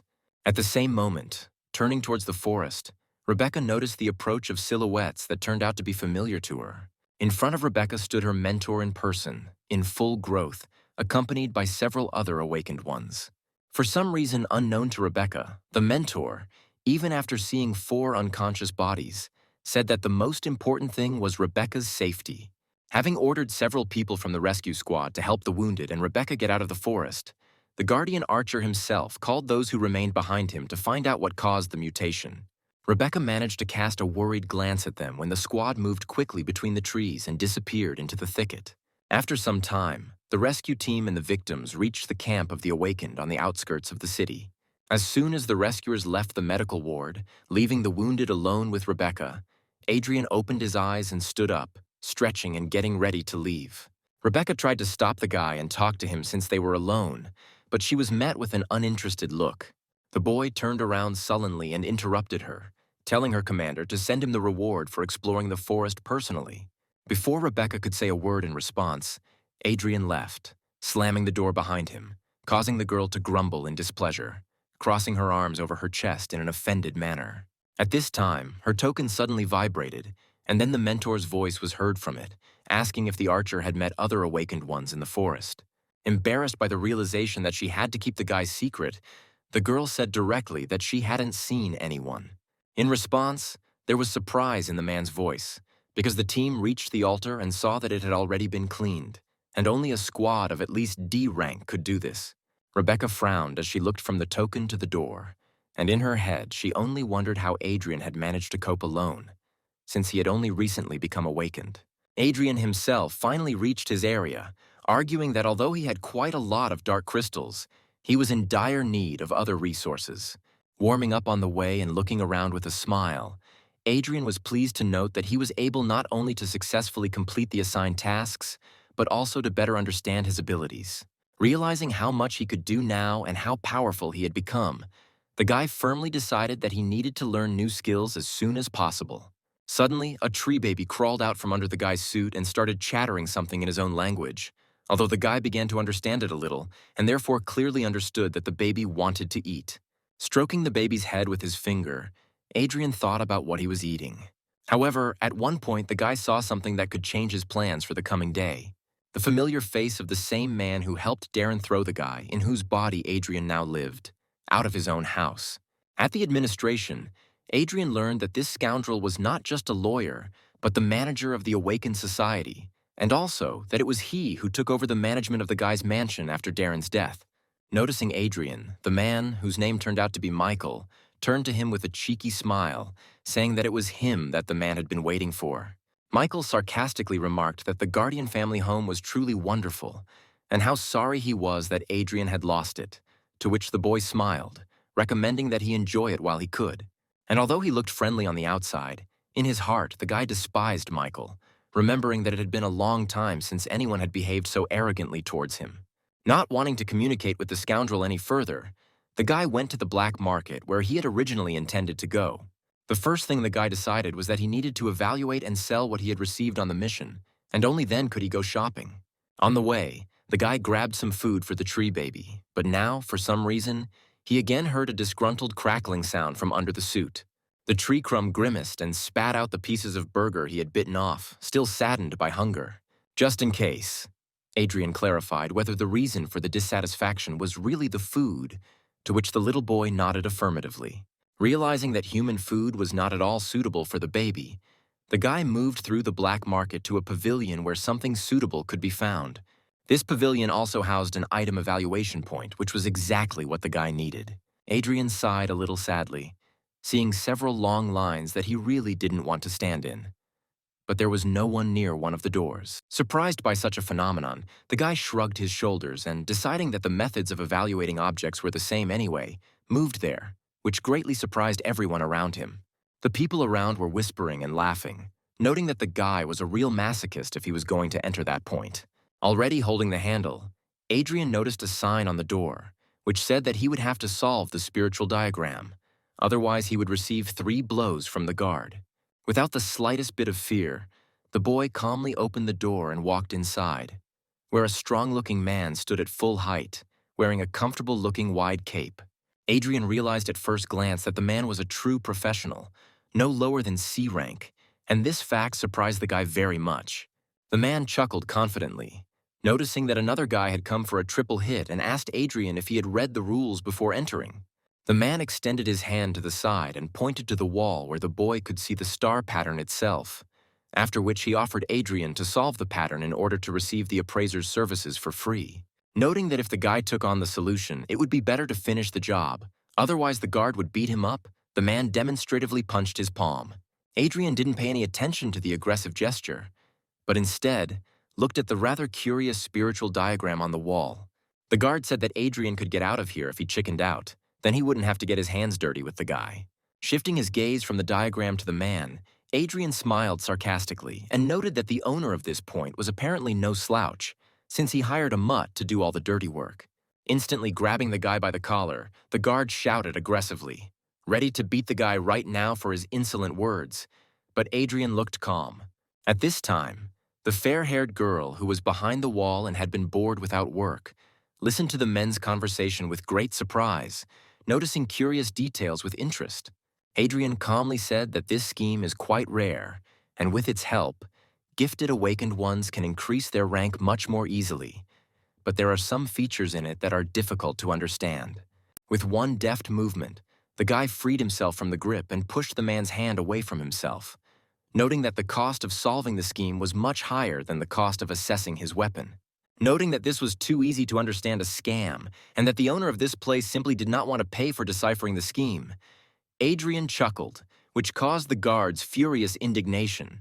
One glance at the diagram was enough for Adrian to say with certainty that the owner of this man would soon die, because when using the Stargate, a lot of spiritual energy would certainly burst out of him.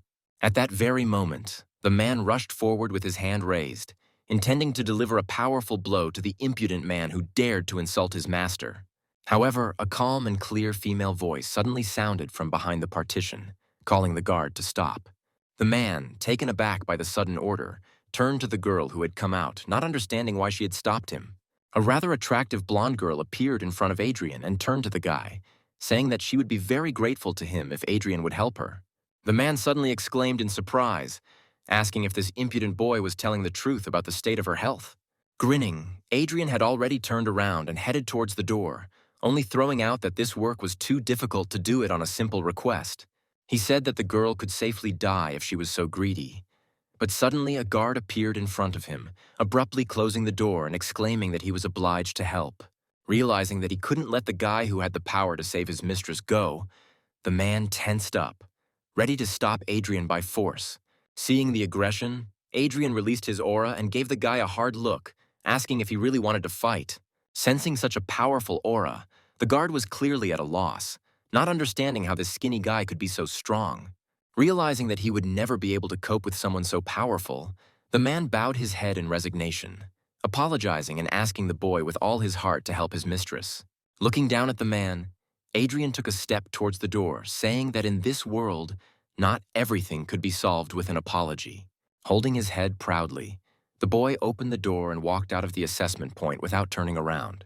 Grinding his teeth in despair, the guard suddenly rushed forward, rolling across the floor outside the room. Seeing the man suddenly stop on his knees in front of him, Adrian just put his hands in his pockets, looking down at him as well. The astonished crowd, who had seen this man throw people out of his office many times, whispered in shock as he now loudly, his forehead pressed to the floor, begged for forgiveness. The surprise of those around knew no bounds, because they expected that it would be Adrian who would fly out of the office beaten up, but everything turned out completely differently. Suddenly, the girl came out of the office, lowering her hood and asking for forgiveness for her guard's behavior and her own. Bowing her head and pressing her hands to her body, the girl sincerely apologized again in a ringing voice. Turning to her, Adrian suddenly stopped smiling and looked at her carefully, remembering that he had already seen this girl before. He remembered the day when, in his previous life, he had spoken to a similar girl on the battlefield and heard her threaten him with a warm welcome if he showed up on her territory again. However, their relationship was very close, because in a past life she was Adrian's comrade, whose help he always valued very much. Thinking that this girl might be a descendant of his former girlfriend, Adrian asked her name. The girl bowed her head again, saying that her name was Lilia Breyer, and then again asked Adrian to heal and help with her problem. Hearing the name Breyer, Adrian was convinced that his guess was correct, and therefore looked at the girl in a completely different way. Entering inside, Adrian threw the girl his items and their list, saying that he would help her, but he would receive payment in the form of an assessment in advance. A few minutes later, while the girl was doing her business, her guard, whose name was Darius, whispered his suspicions towards Adrian because he was too young. Looking skeptically at the guard, the girl noted that only Lilia herself knew the secret of her body. And Adrian, with one glance at the diagram, described it as if he himself had seen how it manifested itself. Standing up from his chair, Darius tried to object, pointing out that the guy could be a spy. In turn, Lilia silenced him, saying that she could not allow her illness to become known outside this room, as it could undermine the authority of her family. Darius fell silent, looking down guiltily and trying to think of something to say, but the girl ended the conversation, noting that she had to take advantage of any opportunity to heal.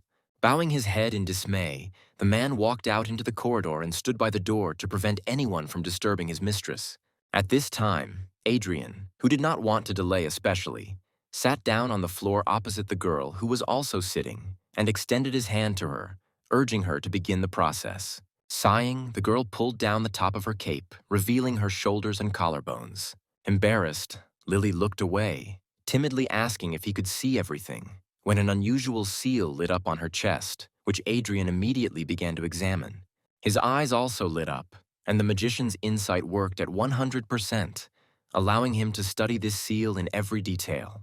Adrian thought about how seals like these were made for different purposes, in particular for mages whose bodies were quite weak.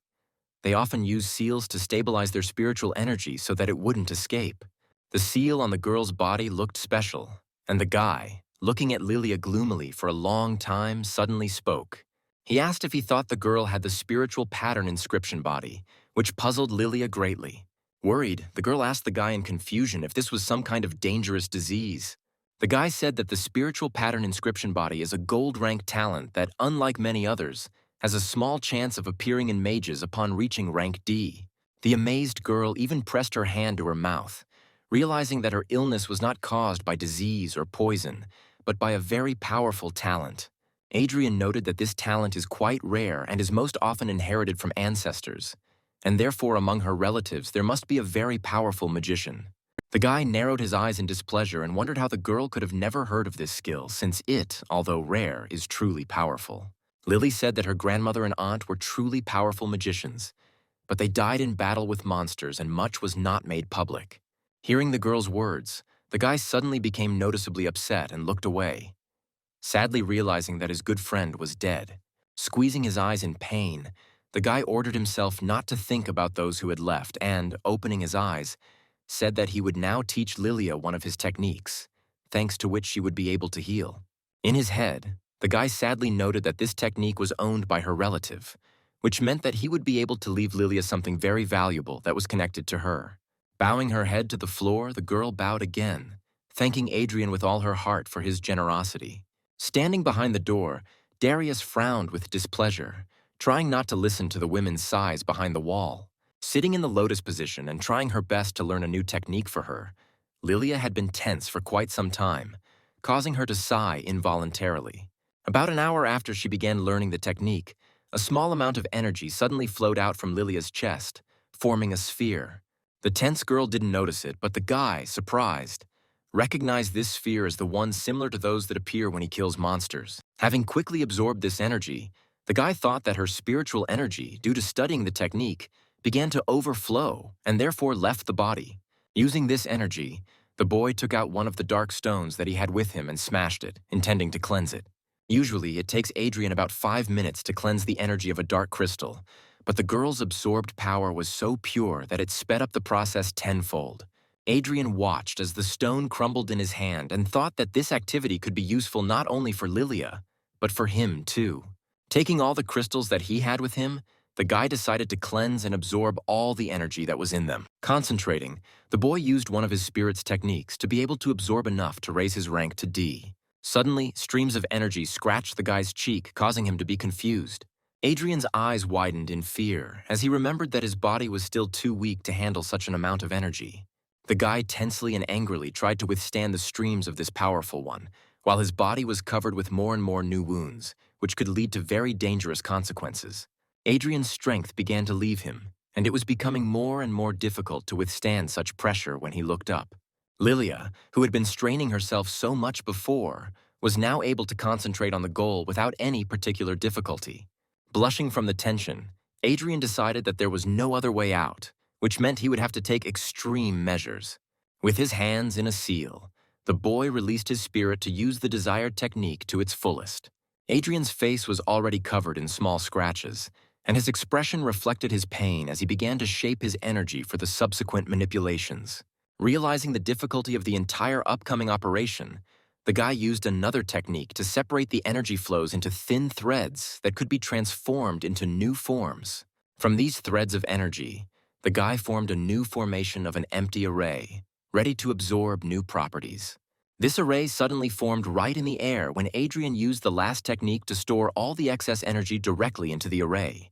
Finally, Adrian was able to breathe a sigh of relief as the array was absorbed into his body again, and the wounds began to heal, as all the excess energy was ultimately preserved in the array. Sighing, the guy sadly closed his eyes, scolding himself for his carelessness and realizing that he wouldn't be able to help himself in battle.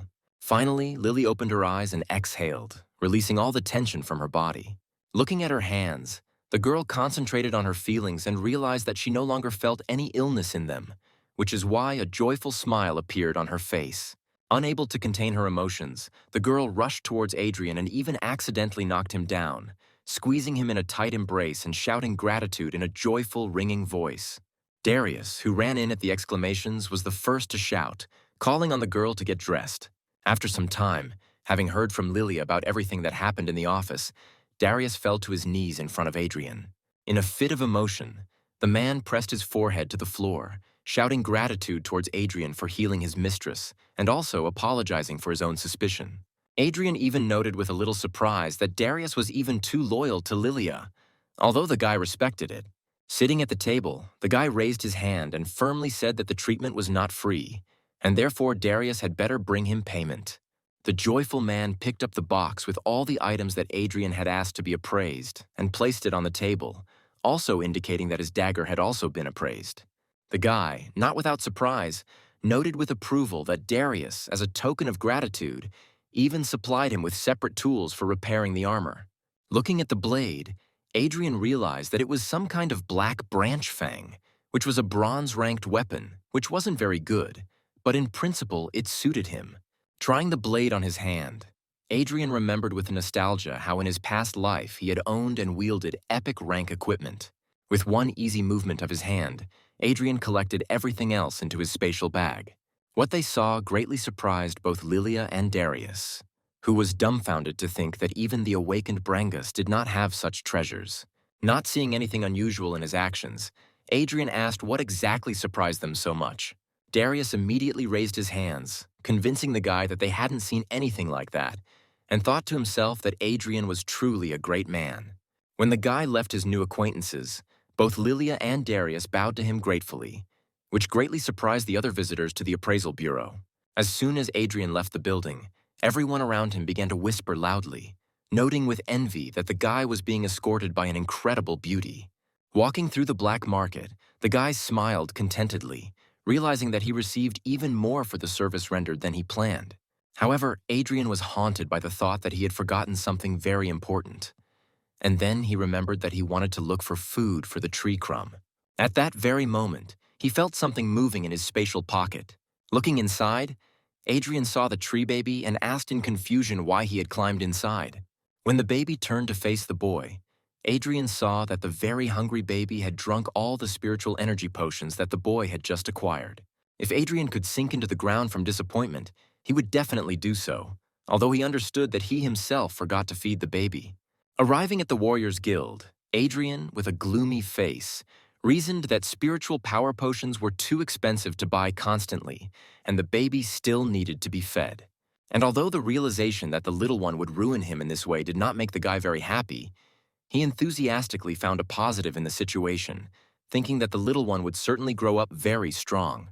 The guy was going to look for more tasks, but suddenly a joyful Frank appeared in front of him, saying that he had signed Adrian up for a meeting between the Warriors and Knights Guilds. And although Frank was clearly very happy to have given the boy such a gift, Adrian turned away and said that he was not interested in this initiative. He simply understood that this event of exchanging experiences between new warriors and knights would not bring him any benefit at all. The guy thought that the reward for this would be meager, but Frank silently handed him a piece of paper on which was written a reward of a whole million, as well as 10 boxes of spiritual power potions. Adrian hung there for a few seconds, just considering how great a reward this was. And when he finally realized the essence of this award, he tore the piece of paper out of Frank's hands and proudly said that he would definitely live up to his mentor's expectations and take first place. And although Adrian insisted that he would easily get first place, Frank laughed good-naturedly, saying that the guy had only recently become awakened, and therefore there was no point in counting on anything. Frank noted that there would be a lot of elite there, and he invited Adrian so that he could gain experience, although the guy himself had no doubt that he would win. As Adrian moved towards the exit, Michael and Roosevelt watched him, telling the hooded man that Adrian was the reason his brother Mark died before he could be rescued from the woods.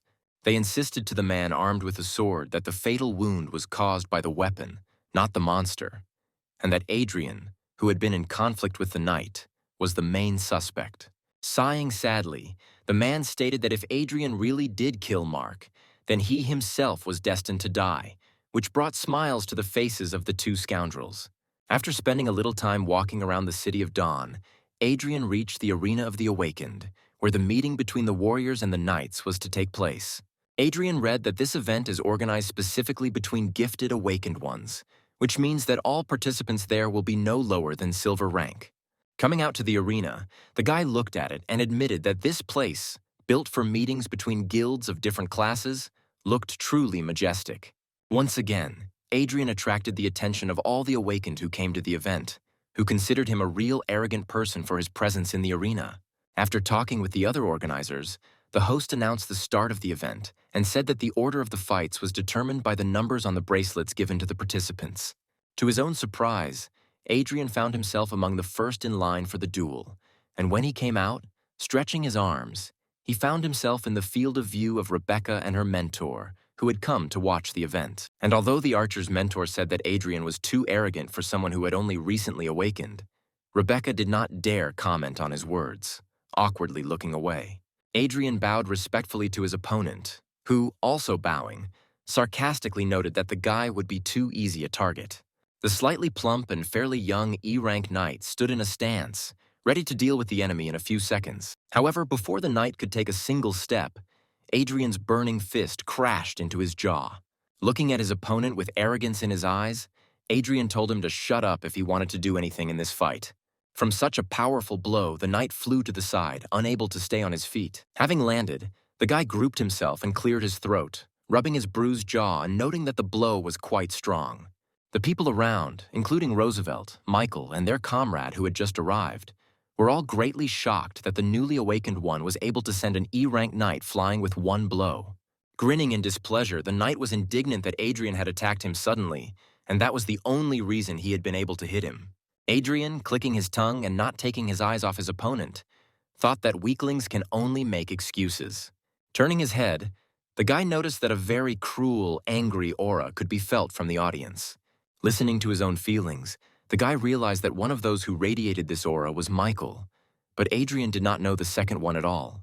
At this time, the knight rushed forward, holding his sword tightly in his hand and shouting that he would definitely deal with his opponent.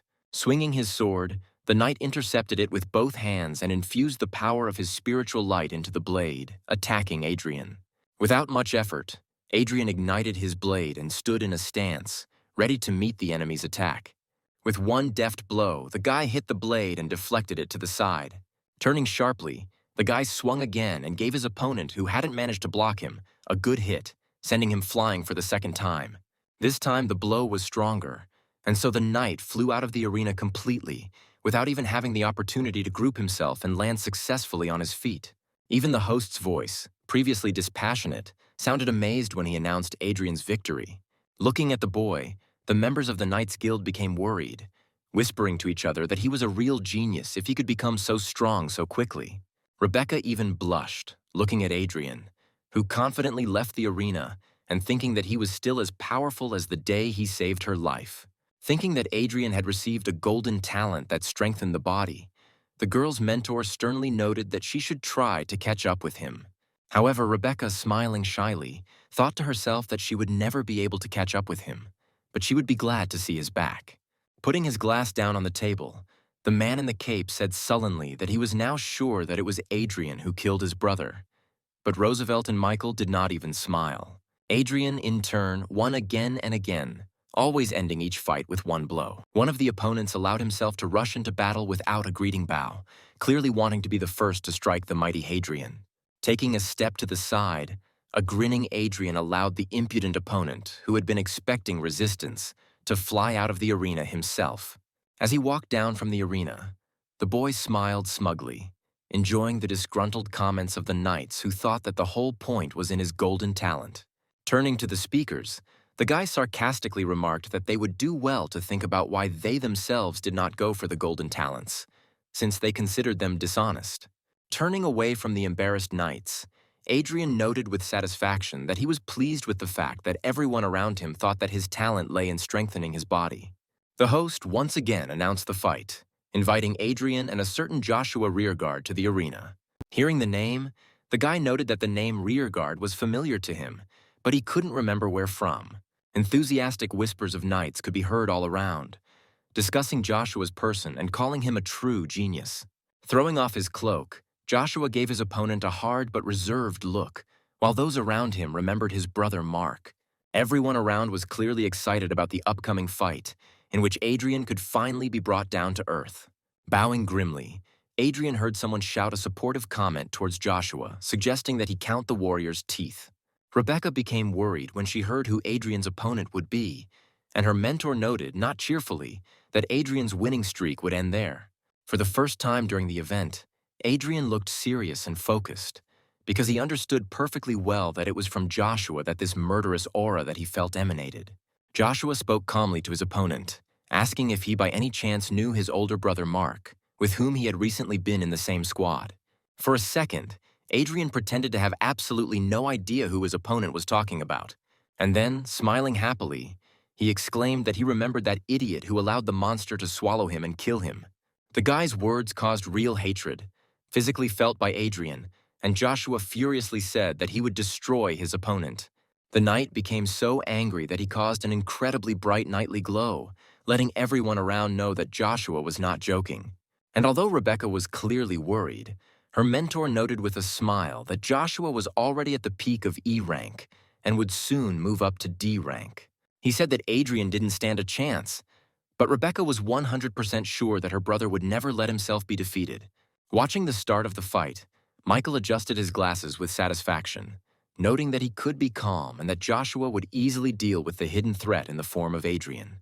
The boy jumped up and rushed into battle, furiously shouting that he would riddle his enemy like a sieve for the death of his brother. The attacker's eyes glowed with spiritual energy, and his hands moved at incredible speed, wielding the spear as the knight used one of his skills.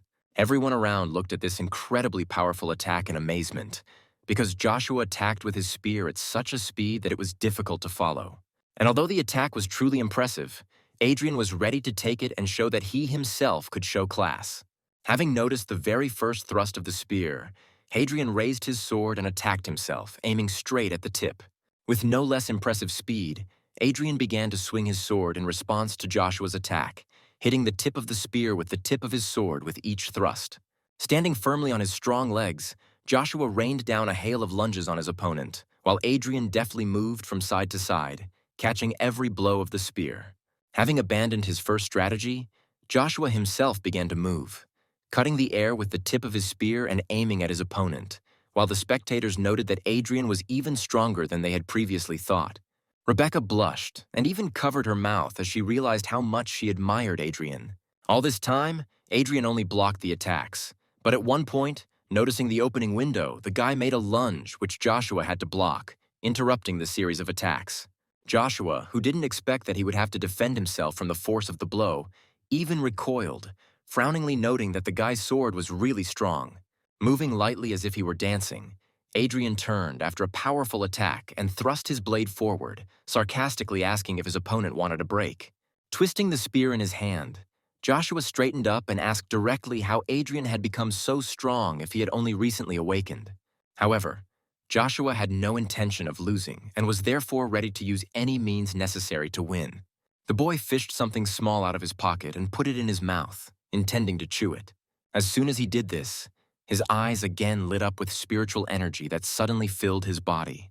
In an instant, his powerful spiritual aura burst out, becoming so strong that the air around Joshua's body became hot.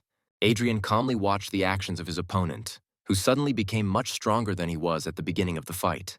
Rebecca's mentor suddenly jumped up from his seat, indignantly exclaiming that Joshua had swallowed a prohibited drug that increased his strength to D rank, which meant Adrian had to be saved. Rushing forward with incredible speed, Joshua exclaimed that he was going to kill his opponent, and his aura suddenly took the form of a dragon, whose jaws were ready to close on the guy's body. The people around raised their hands, trying to protect themselves from the knight's scorching aura, and one of the spectators noted that the guy's spear was incredibly powerful. With a satisfied grin, Adrian took a stance and rushed forward, boldly asserting that such strength would not give in to Joshua. Even Rebecca, who knew how strong Adrian was, screamed in panic at him to dodge or he might get hurt. In turn, Michael grinned contentedly, glad that his enemy was so boldly rushing forward to his own death. With his feet firmly planted on the arena, the surface of which began to crumble under the mighty force of the two combatants, Adrian boldly met the tip of Joshua's spear with his blade. Adrian put all the power of his body into the blow, but the sword, which had so steadfastly withstood the knight's barrage of attacks, suddenly cracked. The force of Joshua's attack was so great that the sword split into pieces and the spear moved deeper, reaching Adrian's body. Joshua, whose blood was boiling with hatred and thirst for revenge, excitedly exclaimed that he was able to kill his enemy with one blow of his mighty spear. However, Adrian remained firmly on his feet, and Joshua suddenly realized that he could not move his spear at all. Smiling, Adrian looked up at his opponent with satisfaction, expecting to see the shock in his eyes as the tip lodged itself in the shield of spiritual energy on the warrior's chest. The guy's gaze became menacing as he calmly explained to Joshua that he knew all about his opponent's tricks and saw his pill at the beginning of the fight. Joshua, shocked and more enraged than ever, tried to pull the spear away but was unable to do so, so Adrian extended his hand forward. Seeing Adrian about to intercept the spear, Joshua tried to let go but realized that he couldn't even relax his hands. The boy's eyes lit up as he prepared to use his now spiritual energy against the knight. In an instant, a powerful aura emanated from the boy, scorching Joshua, who had no way to defend himself. Using his own spirit, Adrian used Joshua's powerful energy to absorb it and become even stronger. People around didn't understand what was happening and why Joshua, who was clearly in pain, wasn't moving. At one point, Adrian let go of the guy's spear and, deciding that he had absorbed enough, rushed to attack his opponent, who was completely unprepared to defend himself.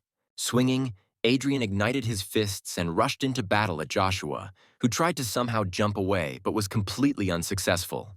With proper concentration on the punch, the boy attacked Joshua, sending his opponent flying out of the arena again. The attack from both forces of Joshua and Adrian was so strong that the genius knight, unable to regroup, flew backwards into the pedestal, splitting it into pieces. Joshua immediately went limp, unconscious as everyone else, including the host and judge, rushed to him to check if the knight was dead. Michael froze in place, not understanding how Joshua, being such a strong knight, could lose to Adrian, who had only recently awakened. Relaxing and extinguishing the fire of his own spirit, Adrian put his hands in his pockets and yawned boredly, saying that the judge should make an announcement sooner rather than later. The judge harshly noted that Adrian had overdone it, to which the guy reasonably pointed out that his opponent had used a banned drug to increase strength, and Adrian himself had accidentally made a breakthrough in strength. The judge was stunned into speechlessness when he heard about the breakthrough and was once again surprised by Adrian's strength, realizing that he had reached the peak of E rank. Joshua came to his senses at the same time and, raising a furious gaze to Adrian, was about to rush back into the fight. However, feeling something strange in his chest, the guy looked down and saw a strange dent in his armor, which for some reason burned strongly. A second later, this dent suddenly exploded, piercing the armor and once again wounding the knight so beloved by everyone. The referee immediately called for a medical team to help Joshua, and Adrian grinned as he walked down from the arena, thinking to himself that the wound was not fatal. People were simply amazed because they realized that no one present would be able to defeat him. At this time, in the Warriors Guild, behind one of the doors, the sound of footsteps was heard, clearly indicating someone was rushing to leave the office. Opening the door, Frank grumbled with displeasure, saying that the guild leader had called the man to him too suddenly. And yet the warrior was going to watch the meeting of the knights and warriors. Deciding that he would at least have time to watch the end of the event, Frank quickly walked away, while at the same time Roosevelt grinned, realizing that the time had come to act. As the man hurried towards the exit, he was suddenly surrounded by several people in suits. Frank turned to Roosevelt, who had approached, and asked him directly what he needed, since the man was in a hurry to watch Hadrian fight at a meeting with the Knights Guild. Roosevelt yelled at Adrian's mentor, accusing him of sending the weak Adrian to fight against experienced knights, and because of his stupidity, the genius of the Warriors Guild was now dead. Frank's eyes widened in horror when he heard that his ward, whom he had been worried about all this time, had died because of him. Pointing to Frank, Roosevelt straightened his tie and ordered the men surrounding the man to arrest him, saying that Frank might have sent Adrian to the event for personal reasons. At the same time, a completely healthy Adrian stood next to the judge, who happily announced to everyone present that it was Adrian who had become the winner of the experience exchange meeting. People were still reeling from the realization that Adrian was so brilliant that he was able to win such an event just a month after waking up. Having received the award, the boy was quite upset, because he received much less as a prize for winning than he expected. But he reassured himself that at least there was food for the baby now. Rebecca's mentor, who had previously been ready to rush to Adrian's aid, now calmed down and said that the guy was simply amazing, and Rebecca should follow his example. And Rebecca, without taking her eyes off the guy, could only agree with her mentor, although she did not listen to him at all, occupying all her thoughts with Adrian. Suddenly, the mentor gasped, remembering the event called the Dawn Fortress, and thinking that the Warrior Guild could now, despite all the rules, appoint Adrian as a participant. And although the girl reasonably noted that he would not be allowed to do this due to his lack of experience, the mentor said that if the guy were in the Archers Guild, he would do anything to make Adrian a member. With the matter finished, Adrian heads back to the guild to return to training as soon as possible. The boy pulled out a bottle of spiritual potion from his spatial pocket to feed the tree crumb. Having accepted the treat, the baby sat down on the cork and began to drink greedily, smiling happily from the fact that he finally had a tasty meal again. Taking a look at his spatial pocket, the guy again noticed that he looked disgusting and also thought that he really wanted to surprise Frank with his victory at the event. The driver of Adrian's car turned out to be one of the guild's assistants, who asked the guy why he left the arena so early, and then suggested that it was because the event was not very exciting for Adrian. Adrian said that the meeting was over, which is why he left, to which the assistant was extremely surprised, exclaiming that the event used to go on until late at night, and then asked who the winner was. Without much enthusiasm, Adrian, propping his cheek with his hand, said that he was the winner of the event this time. Obviously not really believing the guy, the driver decided to support the joke and congratulated Adrian, thinking to himself that he should ask him to double the guy's training. Finally, they reached the guild, near the entrance of which there were surprisingly a lot of people, which surprised Adrian a little. As Adrian got closer, he noticed that most of those present were members of the City of Dawn's law enforcement group. Inside, Roosevelt was yelling at the Warriors Guild students who were defending their mentor and preventing him from being taken into custody. One of the students shouted back indignantly, pointing out that Mentor Frank had always treated geniuses with kindness, and they were simply trying to set him up. A law enforcement officer named Hans stepped forward and calmly said that Frank was only pretending to be a good guy, but in reality he was killing young people to please others. The man gave the students a calm but menacing look, and said that they had received notification of Adrian's death and had found irrefutable evidence of Frank's involvement.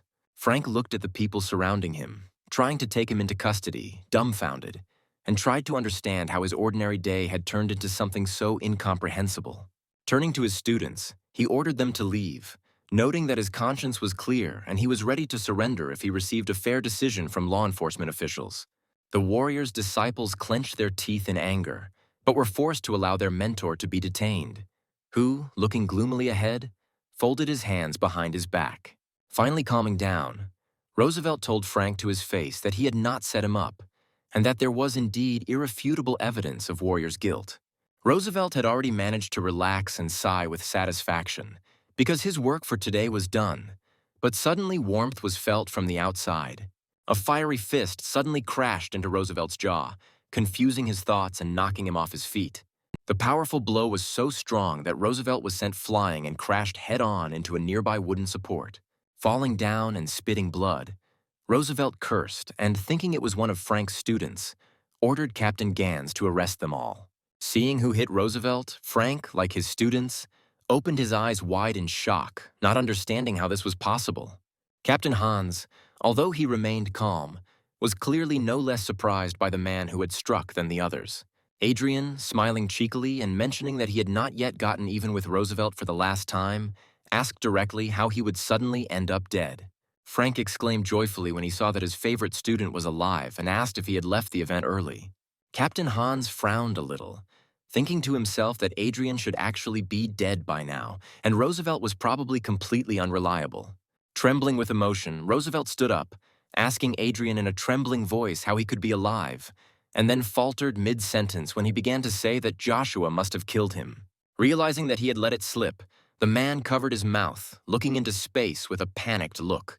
Upon hearing Roosevelt's words, the enraged student warriors cried out, accusing the man of being the one who Everyone around began to accuse Roosevelt of being the one who tried to set up Frank's mentor.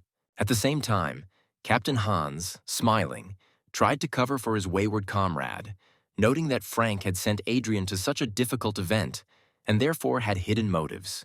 The man noted that Adrian was lucky that he decided to leave the event early and said that they would arrest both Frank and Roosevelt, but stopped short when the guy said that the meeting was, in fact, already over. The people around were stunned into silence, wondering how the meeting could end so early, when usually it was only just beginning in earnest at this time. At this time, one of the warrior apprentices who was present at the event entered the main entrance door and joyfully exclaimed that Hadrian had won the event in just half a day. However, upon seeing law enforcement officials, the boy became agitated and fell silent, trying to ask what was going on. Everyone around screamed in amazement at the realization that Adrian had not only survived this dangerous event, but had also taken first place. Adrian said that he and his mentor had been watching Roosevelt's actions and therefore had a rough idea of what he was going to do, which meant that now was the time to settle the score. Roosevelt trembled with the realization that all his plans had collapsed, something that had seemed simply impossible to him just recently. Hammering his fist into his palm, Adrian said that Frank had suspected the man long before he gave the boy the modified skill for the gold rank. And although Adrian was going to deal with the scoundrel himself, a man from whom he himself did not expect any action suddenly rushed in front of him. Captain Hans, running forward, looked sternly at Roosevelt and was about to arrest him, saying seriously that Adrian was right and the time had come to deal with the villain. In turn, Adrian, seeing what was happening, frowned, realizing that Captain Hans would never allow the matter to end so easily. After some time, Adrian was already standing on the top floor of the guild building, frowning at what was happening below. Down there, they were taking away Adrian Roosevelt, who had been wounded after being hit, and were going to give him first aid before his arrest. Frank, who was standing next to him, urged the guy not to worry and noted that the guild director would definitely investigate everything as soon as he came out of seclusion. Suddenly, he grabbed Adrian by the shoulder, which greatly surprised the guy, who was expecting some kind of danger in his direction at any moment. Seeing the serious look of his mentor, Adrian already thought that the man was going to attack him, which the guy did not expect at all. However, Frank, having dashed the boy's expectations, laughed loudly, amazed that Adrian had not only won first place at the experience exchange event, but had also done so in just half a day. However, the man was so happy that his back suddenly started to hurt, causing Frank to cry out in pain, and Adrian noted that the man should not strain himself so much, and it would be better for him to go and rest. Hearing that Adrian was also asking for a reward, the man frowned, saying that he was too arrogant, and the reward would definitely be significant. But he should wait. Adrian honestly didn't understand what else he had to wait for, and why he still couldn't get his reward, if everyone around him was happy that he was improving the reputation of the Warriors Guild. Suddenly, a rather attractive girl named Aura, who was Frank's assistant, entered the room and brought what the man had asked to prepare. Having thanked the girl, Frank told the guy that there was no doubt in his strength, But now he had to check Adrian's spiritual strength and then tell him something very important. Opening the box, the man pointed to a glowing blue orb that was used to assess the levels and talent of awakened ones. Frank stepped aside and allowed Adrian to come over and touch the ball to make an assessment. As soon as the guy put his hand to the ball, threads of blue energy flew out of it and immediately wrapped around the guy's hand. Suddenly, the light of the ball and the energy emanating from it turned golden, which made Frank quite happy to note that the guy really did have golden talent, which couldn't help but please him. And then suddenly words flashed above the ball, saying that Adrian had already raised his level to D rank, which was quite impressive.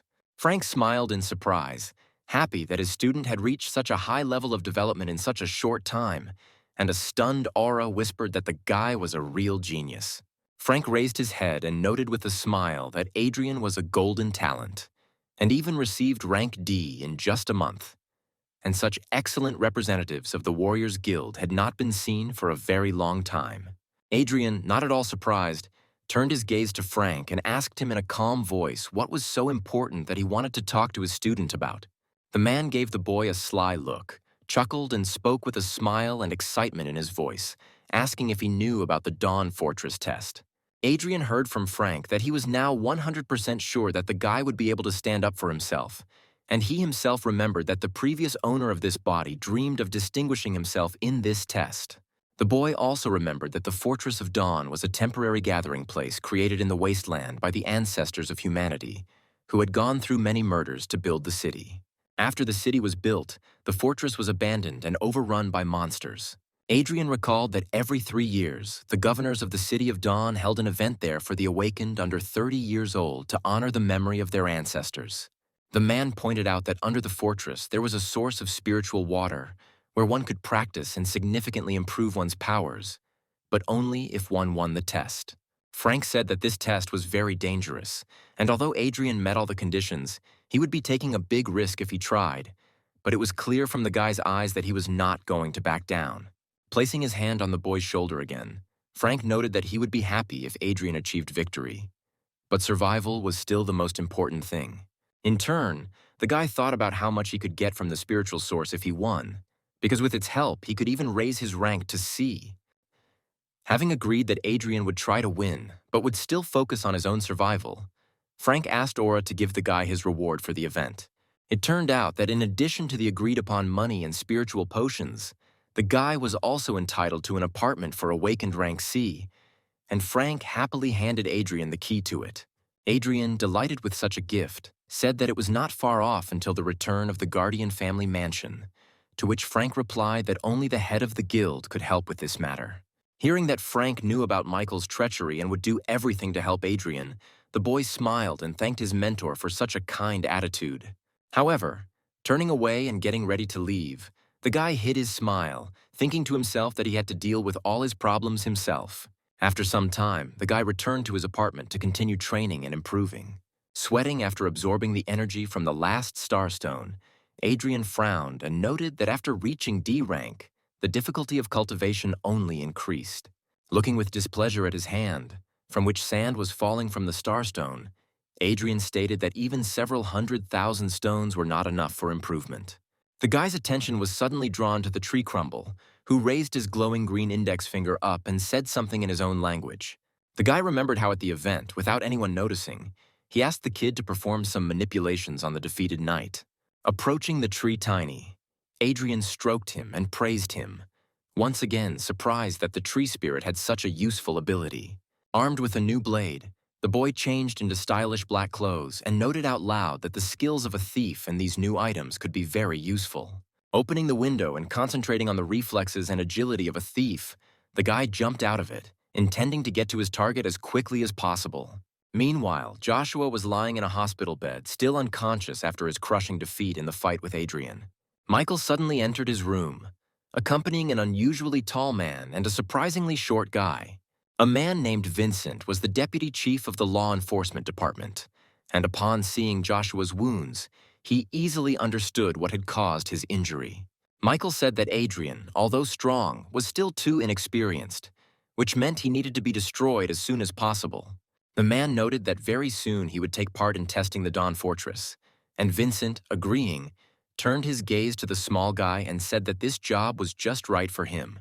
The guy in the blue jacket even chuckled, saying that killing some E-rank brat wouldn't be difficult for him. Satisfied with the answer, Vincent went to the exit, followed by the others, and the man noted that Joshua knew too much and was also disabled, which meant he had to be gotten rid of.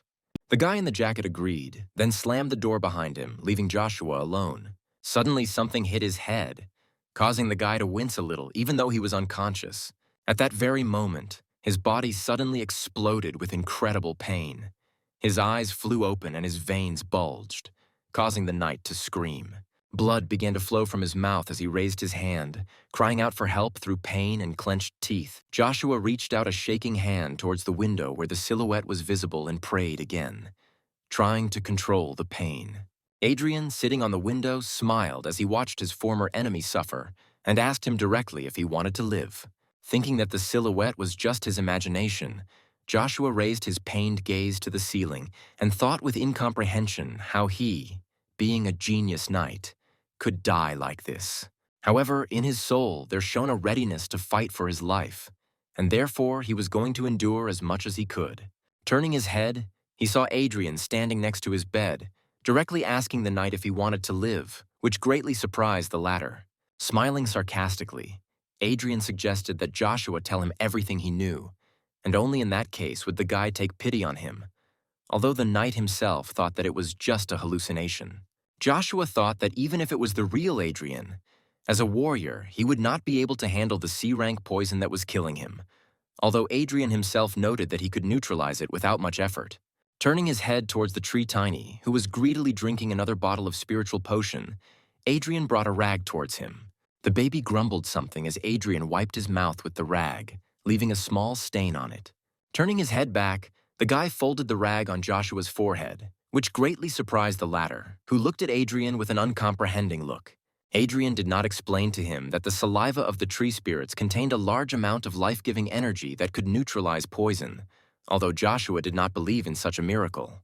However, raising his hand and seeing that the trembling and pain in it had subsided slightly, the guy allowed the hope of his own salvation to flare up in his mind. Adrian himself saw that the remedy worked very quickly, which meant that all those potions he drank had paid off after all. Having more or less regained his strength, Joshua asked how Adrian had learned the way to get rid of such an effective poison. To make his point, Adrian released his spirit and then threateningly told the boy that he could only temporarily rid him of the poison, and therefore he should start talking if he wanted to live. Joshua thought that Adrian's aura was even more frightening than Deputy Chief of Law Enforcement Vincent's. Putting aside his pride, the boy promised to tell Adrian everything, calling him Lord, if only he would save the knight's life. Not in a hurry to save the knight, Adrian calmly listened to everything he told him, although Joshua was getting worse with each passing second. After hearing all the details, Adrian chuckled and touched his chin with his fingers, figuring out all the details of what happened and noting that it all sounded very interesting. Joshua told everything he knew and therefore asked Adrian to save him again, to which the warrior himself noted with a smile that he would definitely keep his promise. Touching his fingers to the sick knight's forehead, Adrian sarcastically noted that before he could be saved, Joshua would have to die. After some time, the knight, wrapped in a body bag, was taken away somewhere through the corridors of the institution by a nurse. Watching from the side where Joshua was being taken, Adrian thought about everything he had heard, and in particular about the Dark Star organization. Frowning, the guy noted that these people, one of whose bosses is a certain Vincent, did everything to get rid of the parents of the previous owner of the guy's body. And although Joshua did not know the reasons for this attitude towards the Guardian family, Adrian was captivated by interest, and he was already anticipating how the day of revenge would finally come. Hiding behind the wall, the boy thought about the fact that in 4 days there would be a test of the Dawn Fortress, which meant he would be able to break through to rank C, which would help him in this task much more. After some time, something rather curious happened not far from the Fortress of Dawn itself. A genius talent of the Thieves' Guild named Pierre rushed to the Fortress of Dawn together with his mentor, who kept repeating that Pierre was a real treasure for them. The guy turned to the master and said that he was completely confident in his victory in the test, and also that he was keeping his promotion to rank C and the acquisition of a new skill a secret. To illustrate, the guy summoned a figure of beautiful pink patterns on his hand, showing how hard he had worked to shape his spiritual energy. The mentor, clearly flattering his disciple, noted that his spiritual energy formation was indeed rare, and with it, he would be able to achieve an incredible amount. The man also noted that the last person to do such a formation was the head of the Warriors Guild, to which Pierre replied that he would still show how much stronger he was than the latter. Suddenly, a powerful explosion was heard in front of the two thieves a little further in the forest, the flash of which was so strong that it reached the sky. The mentor said that most likely someone was fighting monsters there now, and therefore Pierre should be more careful, because the monsters here were at least C rank. When he suggested to the boy to go and have a look and find out if the fighter needed help, Pierre had already rushed forward. When the thieves came closer, they saw a whole pack of dead red firewolves, including the leader, which was very strange, because the leader was definitely C rank.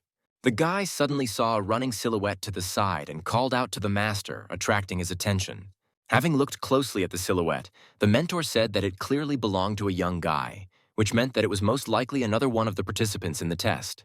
Looking at the corpses of the monsters, the boy noticed that they were killed with filigree precision, something that neither he nor anyone else from the Thieves' Guild could have done alone. Seeing that the boy felt like he was falling behind, the mentor calmly put him in his place, saying that in their business the most important thing was to be careful, which meant he needed to focus on himself. He noted that too many geniuses had died simply because they had been too hasty, to which the student bowed his head and thanked the master for the teaching, promising to be careful with this stranger. A few minutes later, Adrian, in his black robes, reached the Fortress of Dawn, cursing that he had to abandon such valuable bodies of firewolves because he was noticed. Throwing aside his irritation, the guy took off his hood and looked at the huge, majestic building standing in front of him, which turned out to be the Fortress of Dawn. Frank met his student, stepping forward and asking if everything was okay, and also offering the boy an alternative to his solo adventures to join their squad. It was clear that Frank was very worried before the guy arrived, and when Adrian asked what he was worried about, Frank said with a smile that he was worried that the guy would miss the start of the test. Adrian kindly said that the mentor shouldn't have worried, and that he was simply delayed on the road by several D-rank monsters. Looking at the guy more closely, Frank said with interest that his strength had clearly increased during the week they had not seen each other. Smiling sheepishly and scratching the back of his head, the guy said that his mentor was clearly overpraising him, although deep down he knew that he had been killing monsters all this time, and so it was no surprise that he seemed stronger. Having said that he had prepared well enough and there was no need to worry about him, Adrian asked how the master himself was feeling after that unpleasant event in the guild. Frank chuckled and said that he wasn't going to be affected by such scratches and that he was a tough enough nut to not complain. Suddenly the man tensed up and gritted his teeth and said that it was painful, but he quickly remembered that he was trying to save face and interrupted himself, noting that it wasn't painful, but just that the wound was itchy. Smiling at the man, Adrian noted to himself that his mentor Frank was indeed a stubborn warrior. Having overcome the pain, the man turned and walked toward the building, gesturing for the guy to follow. To his surprise, the boy noticed that the entire Dawn Fortress was surrounded by a protective star seal of incredible power and such enormous size that it extended across the entire territory of the ruins. Adrian noticed that there were surprisingly many awakened people in the fortress, and then asked if they were all going to participate in the test, to which Frank shook his head. The man said that the Fortress of Dawn test was held once every 3 years, and was therefore an important event that was broadcast on television for ordinary people to watch. The man tried to warn the boy one last time and told him that the monsters appearing under the Fortress of Dawn were all not lower than C rank, and therefore he should be very careful. Smiling, the guy said that Frank had already told him about this 10 times, although inside, Adrian really liked that someone was treating him so kindly. Adrian sarcastically noted that it was precisely because of his habit of talking a lot that mentor Frank never found himself a wife, to which the man became indignant and shouted that he actually cared about the guy. And although Frank feigned offense and Adrian tried to ask for forgiveness, one of the talented warriors of the guild named Vic came up and noted with a laugh that the guy was damn right. Putting his arm around the boy's shoulder, the warrior told the mentor not to worry, because he would do everything in his power to prevent Adrian from getting into trouble. Smiling, Adrian noted to himself that he really felt like he was in a family in the guild, because all of its senior members cared about him so much. Frank and Adrian moved further into the fortress, where the crumbling ruins of the architecture gave way to beautiful views and striking buildings. Suddenly, Frank's mentor's attention was drawn to a familiar voice calling the man by name. Turning around, Frank saw two stunning-looking girls from the Magic Guild, one of whom was clearly the eldest. Frank froze in place, recognizing his old friend Aurora, from whom Adrian felt an incredibly strong aura of brang. Vic whispered to the guy that Aurora was the manager of the Mages Guild, just like Frank was in the Warriors Guild, and that the girl was a brank mage, and that she and her mentor Frank had known each other since childhood. He said that the mentor had always competed with Aurora, but had long since fallen behind her, and therefore was always at a loss in her presence. And Aurora immediately asked the man how he still remained a C rank. Looking behind Frank, the woman nodded at Adrian and asked if he was the genius with the golden talent, and then reproached Frank for sending the boy to the test too early. The girl spoke sarcastically to Frank, noting that it seemed the Warriors Guild had no successor, to which Frank grinned and reasonably noted that Adrian was gaining experience here. Angry at the woman, Frank pointed to the other warriors who had arrived and proudly noted that they were the elite and would definitely surpass all the mages in the test. The woman continued to mock Frank and asked if it was their mediocrity that would crush the magicians, to which Frank angrily clenched his jaws. Smiling, Aurora proposed a bet to Frank, and Frank, in the heat of emotion, did not allow himself to disagree. Skillfully playing on the feelings of the warrior's mentor, the woman offered to supply him with a very valuable potion of Brang's spiritual power. She boldly egged Frank on, which made even his students angry, although Frank, out of spite, agreed to such a high bet. Pleased with herself, the sorceress said that the potion would go to the one whose students could pass the test better, and at the end she would definitely come for the winnings. Vit pressed his fingers to the bridge of his nose and, along with the other students, became disappointed in the teacher, because he had argued with the obvious favorites. Even Frank himself did not understand how he managed to agree to a bet with such an arrogant person, and therefore now he reproached himself for his haste. Frank was upset because Brang's spiritual power potion was his treasure, so he sadly asked his students to cope with it at all costs.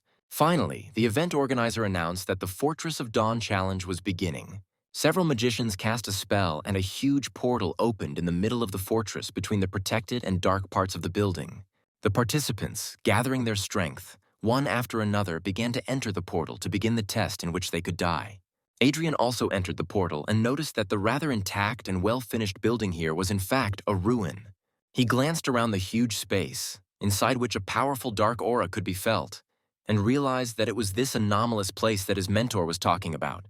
The awakened ones around them moved towards the passages deeper into the fortress, and Vic also hastened to say that they too would go further. He noted that it would be better for the guy not to go too deep and to call for help in any unclear situation, to which Adrian agreed with a smile and asked the squad to try for the mentor. Finally, he was left alone and a bright, satisfied smile lit up his face, because he could act alone. Having made sure that no one was left, he himself moved deeper into the fortress, intending to win the test at any cost. With a serious gaze, Adrian looked around at the majestic halls surrounding him and stepped forward, intending to reach the very end. At one point, a rank E monster, similar to a fairly large hound, rushed at him.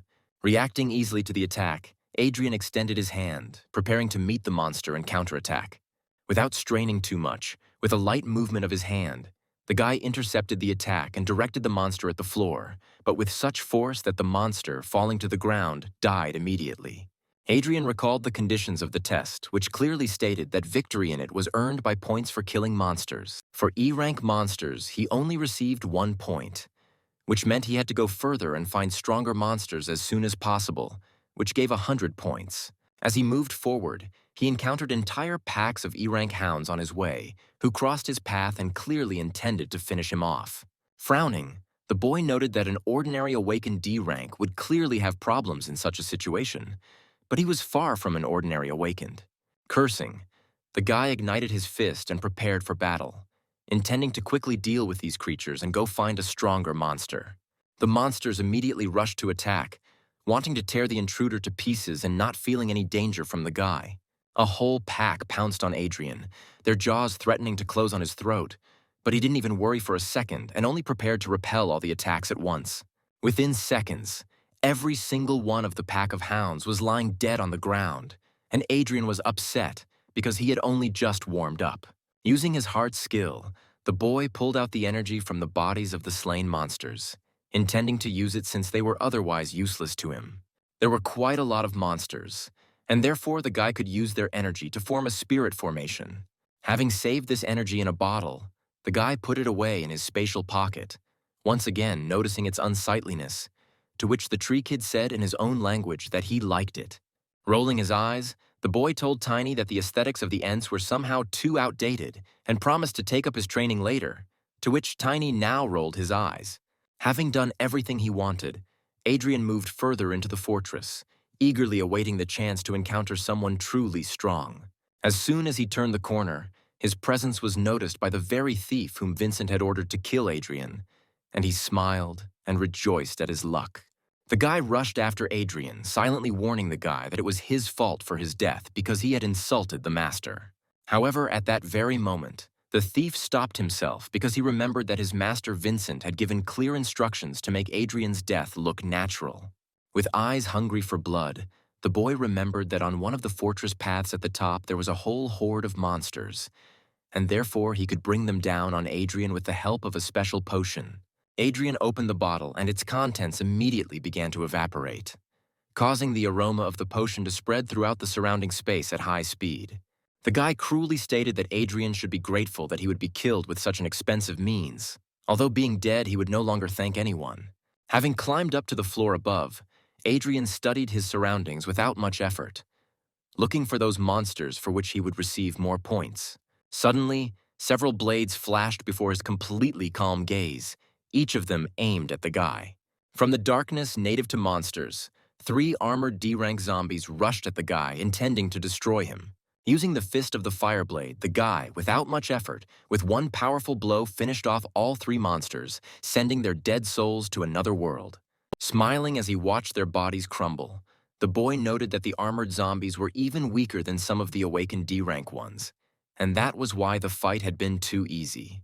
Turning his head, the guy noticed a whole group of living corpses, and then counted them and converted the number of zombies into points that he would receive for destroying them.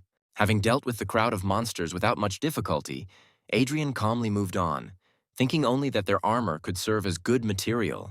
The guy became even more upset when he realized that there were no more monsters ahead, only a dead end, which meant he would have to go back.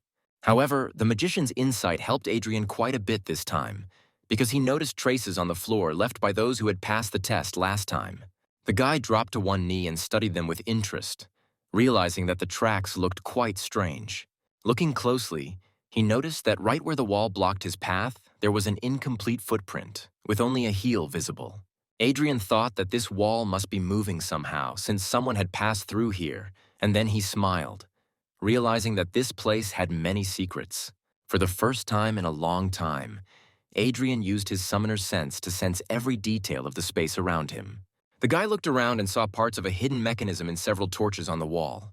He realized that it was enough to light the 1st, 3rd, and 5th torches for the mechanism to work. With one deft movement, the guy created a flame out of thin air which flowed to the necessary torches and lit them.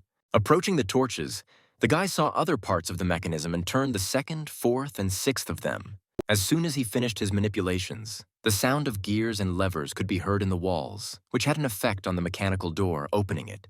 Smiling at his own ingenuity, Adrian walked forward and found himself in a surprisingly brightly lit room that stood out from the dark atmosphere of the fortress.